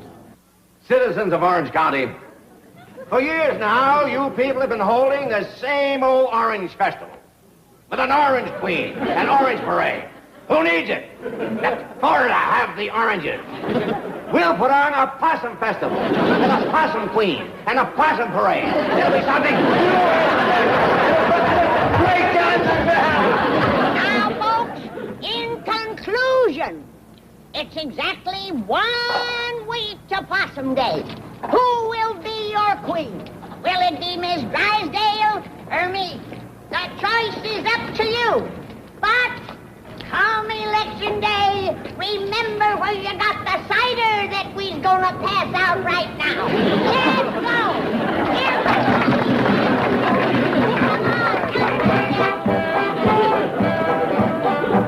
Let's Miss Hathaway, is there really going to be a possum festival? That, my dear Marie, depends upon Mr. Drysdale. Good luck, Chief, wherever you are. Citizens of Apple Valley, have you ever thought of changing the name of your community to Possum Valley? Nice presentation. Right.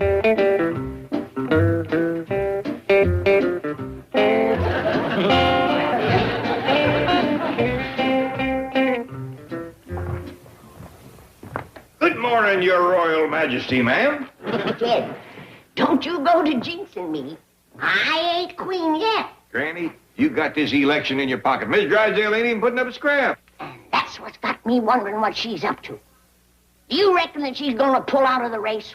That ain't likely. Miss Drysdale sets a great store by being a society leader of Beverly Hills. You know she ain't gonna turn down a chance to be Possum Queen. It's true. But then why is she laying back? In politics, you never know. Jed, do you think she's planning to come out at the last minute with a smear campaign?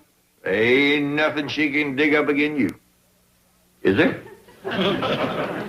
Jed, the road of life is long and rocky.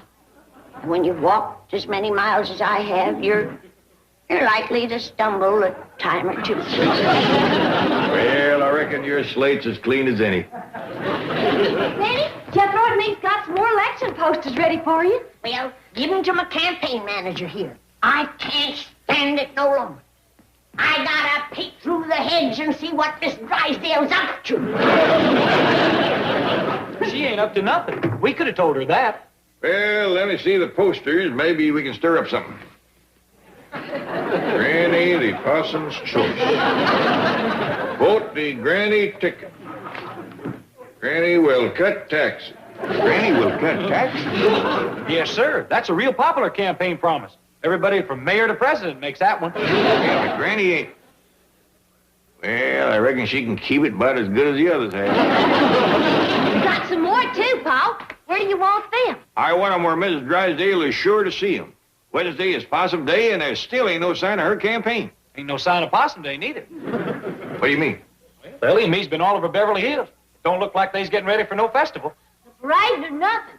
We've ought to gone back home like we started to. Yeah, instead of letting Mr. Drysdale talk us out of it. Yeah, we could have... Now, young'uns. Mr. Drysdale promised us a bigger do than the one back home. And he is a man of his word.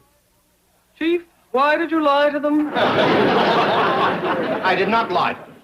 But you promised them the Beverly Hills would put on a fabulous possum festival. No, I did not. I promised them you would put it on. Now, it's up to you to see that I keep my word. But there's nothing I can do without the official approval of the city. You've already been turned down by Pasadena, Santa Ana, Azusa, Cucamonga. All right. Chief, I implore you, before it's too late, let's put the Clampetts on a plane for home. Oh. It's the only place in the civilized world where Possum Day is celebrated. Well, I'm going to change that. There must be plenty of communities around here that would jump at that opportunity. Now, let's see. Here's one right on the coast. Possum Beach. That's Pismo Beach. Oh, it is. Well, maybe they'll change it. Granny'd like that. And that's another thing. Granny thinks she's running for Possum Queen against your wife. So? So your wife doesn't even know about it. And Granny keeps wondering when she's going to start her campaign. She's going to start her campaign this morning. She is? Yes. She doesn't know it, but she is. Happy, dear? Well, I suppose so. But aren't you neglecting things at your precious bank? Not at all. I can dictate as we're driving. Let's swing by the Clampett place. Oh, Milburn, whatever for? I want to show those peasants what real class looks like.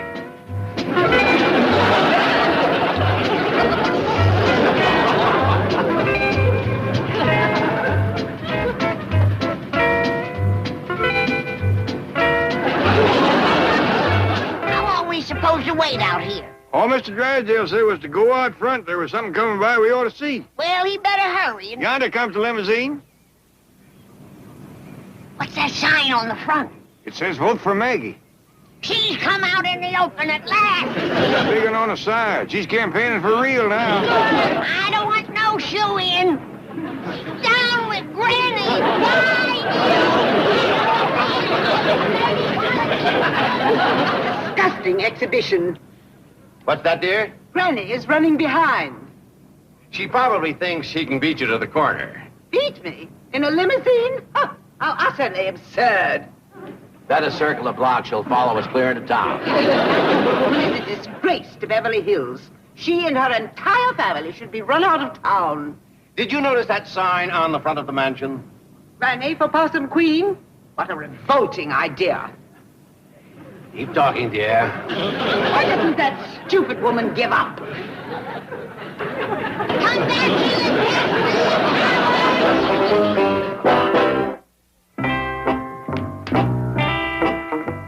Right in here, Jethro. Easy now.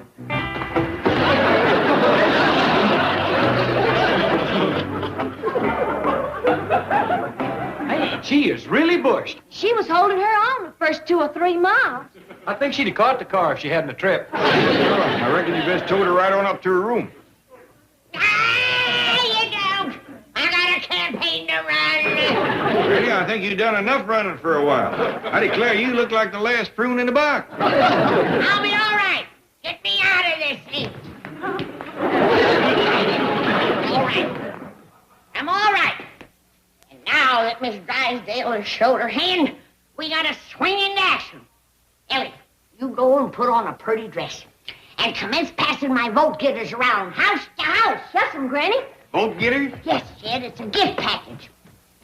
A little sample of my lye soap, some candied crawdads, a couple of molasses cookies, and for them voters that's on the fence,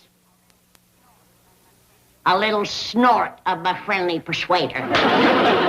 That ought to knock them off the fence. They never could afford a campaign like this when I was running for queen back home. I know. Politics is a rich man's game. True. Jethro, you get busy and start making me some signs mean-mouthing Miss Drysdale. Well, how far you want to go, Granny? Call her anything you can think of. Remember what William Jennings Bryan said? Fight hard, but fight clean. Well, you ain't fighting clean, Granny. Of course I ain't. William Jennings Bryan was a loser. Granny is running behind. Well, she probably thinks she can beat you to the corner. Beat me? In a limousine? How utterly absurd. Better circle the block. She'll follow us clear into town. That little woman is a disgrace to Beverly Hills.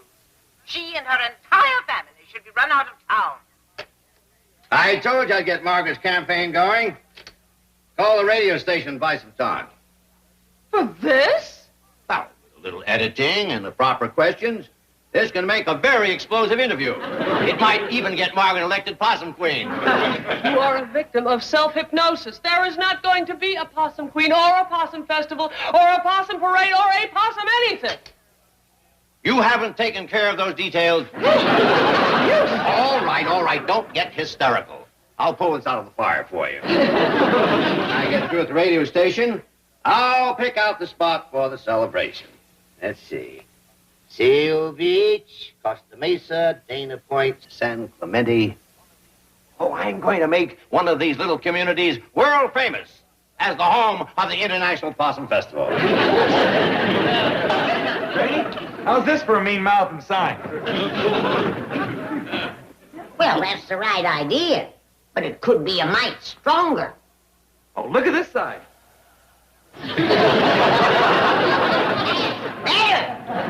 Ready? Mr. Drysdale said there's a radio program coming on that he wants us to hear.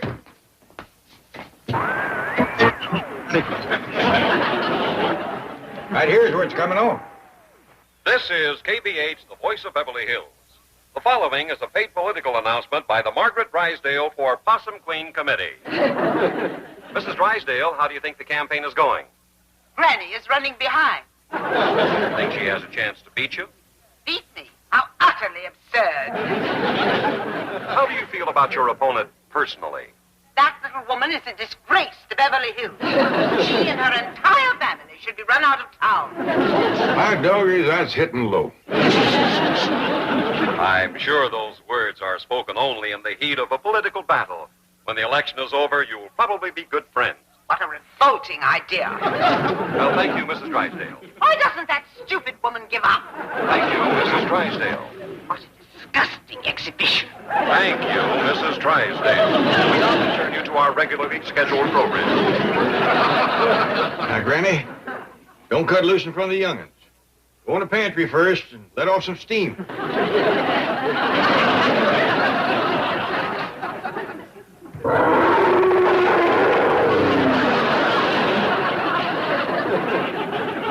Uh-oh, watch your back, Jethro.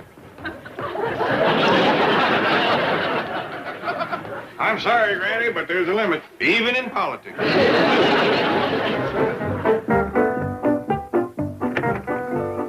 Are you sure my husband said he wanted to go for another drive? Yes, madam. We're to pick him up in town. Well, I'm glad he's finally realized what a great social asset I am to him. Yes, madam.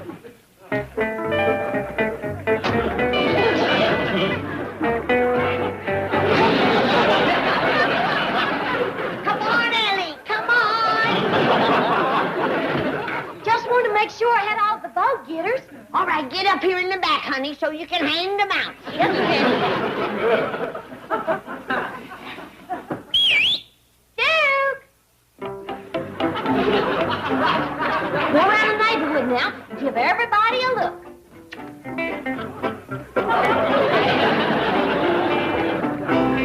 Ready when you are, Mr. Campaign Manager. Right through the middle of town, boy. While Duke is getting the neighborhood to vote, we'll go after the man in the street. Yes, sir. Put the needle on, Granny. Let her roll, boy.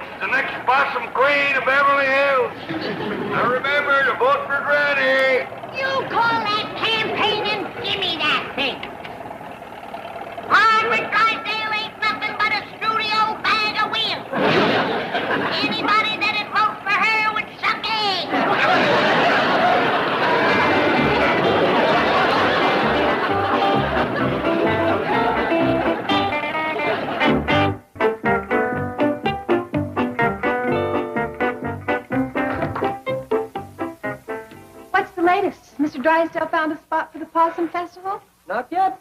So far, he's bombed all the way down the coast. Last report has him headed for San Juan Capistrano. Mr. Drysdale's office. Chief, where are you? San Diego? Well, what happened in San Juan? Oh, really? Well, they do have a point. It just doesn't sound as romantic. When the possums return to Capistrano. Chief, why don't you give up and come back? Tell the Clampetts the truth and admit... All right. You're the boss. He's confident he can sell the Possum Festival to the next town. He does, and he'll just about have to come back. He's almost to the border. Perkins, this is getting ridiculous. We've covered every foot of Beverly Hills 3 times. I'm sorry, madam, but I just can't remember the corner where Mr. Drysdale said he would meet us. Probably back at the bank by now. Take me there immediately. People are beginning to stare and point and even laugh.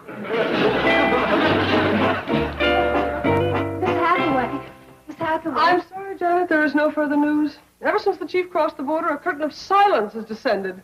Well, there's plenty of noise around here. The Clampetts are circling the block in Granny's campaign truck.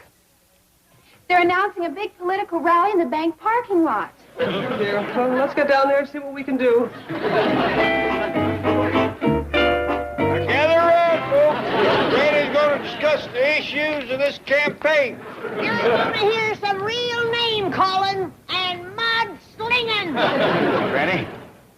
Now, after the speech making, for them voters that's still undecided, my daughter is going to pass among you with some friendly persuaders. Now, we're going to start off the rally by singing Granny's campaign song. Put the needle on.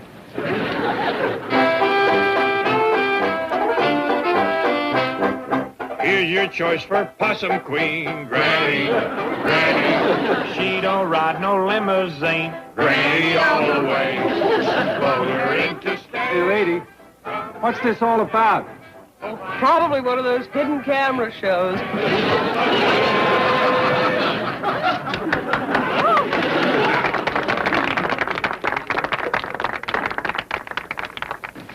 And now, folks, here she is, the next Possum Queen of Beverly Hills, Granny! Fellow citizens, I'm gonna tell you about the woman that's running against me in this election. She has the brain of a chicken, the disposition of an alligator, and the figure of an overstuffed silo. Folks, what the candidate is hinting at, well, as you know, the Queen gets her weight in possums. Well, Granny here don't weigh 7 stone sopping wet. But in order to balance off Ms. Drysdale, it's going to take 30 or 40 good-sized possums. And where is them extra possums coming from? From your own backyard. Yonder she comes! Maggie! What is this outrageous spectacle? Look what she's got writ on her car. The next Possum Queen. Oh! Look at her run. She knows when she's whipped.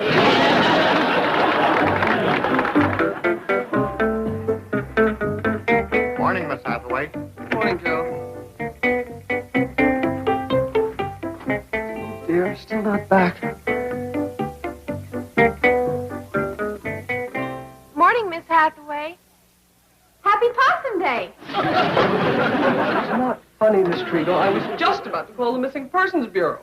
You mean Mr. Drysdale is still... Not a trace. I didn't sleep a wink last night. Neither did I. Chief!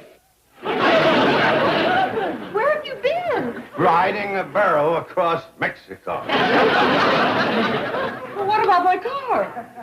Just a little misunderstanding. I got it back this morning.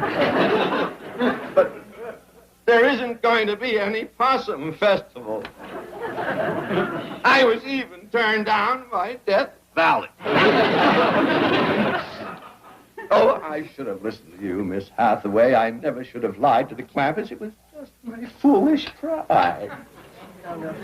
We'll take you home so you can get some rest. No. Doc, first I must face the Clampetts and tell them the truth. Confess everything. Yes, Chief. I'm through with dishonesty and deceit. Yes, Chief. Oh, what a bitter lesson I've learned. Granny, where are you? In here, Jed. Granny, we got to get out and vote. If it's like back home, the polls close at 10 and Why ain't you in your candidate outfit? 'Cause I ain't a candidate, Jed. I'm withdrawing in favor of Miss Drysdale. You're what? I never knowed how much being Possum Queen meant to that woman. What you mean? Well, after I bested her at the rally, she went home, took to her bed, and she's been there ever since. It did seem to break her spirit. I don't want victory at that price. Let her ride in the parade this afternoon. Let her get the cheers and the glory. It's her hometown. You're a little woman, but you got a mighty big heart. Oh, Mr. Drysdale wants to see you. Hello, my friend. What in tarnation happened to you? Ellie, fetch my jug. This poor man looks like he's been drugged through an asshole. Chief, tell them. Can I wait for the jug? All right. Mr. Clampett, Granny, I have something terrible to tell you. Oh, we heard about your wife, and you can stop worrying. Granny's pulling out of the race. What? We ain't even going into town to watch the parade. But that's what Mr. Drysdale has come to tell you. Yes, you see, You're positive you're not going into town? Positive. I don't want to take none of the glory away from Miss Drysdale. Oh, that's a wonderful gesture, Granny. Of course, it's too bad you're going to miss that fabulous parade. It's going to be the greatest in the history of Possum Day. Marching band, floats, giant balloons, mounted riders, clowns, jugglers, airplanes, tanks, and elephants. Sorry I couldn't find it right off. Don't need it now, Ellie. Granny's news picked that poor man right up off the floor. He'll do the same thing for his wife, too. There's no greater honor than being Possum Queen. Yeah, Granny, there's always next year. Yeah, I know. But to help me through this year, don't you think I deserve a little, All right, Granny, quick as the polls close. Happy Possum Day! Presentation. Viacom.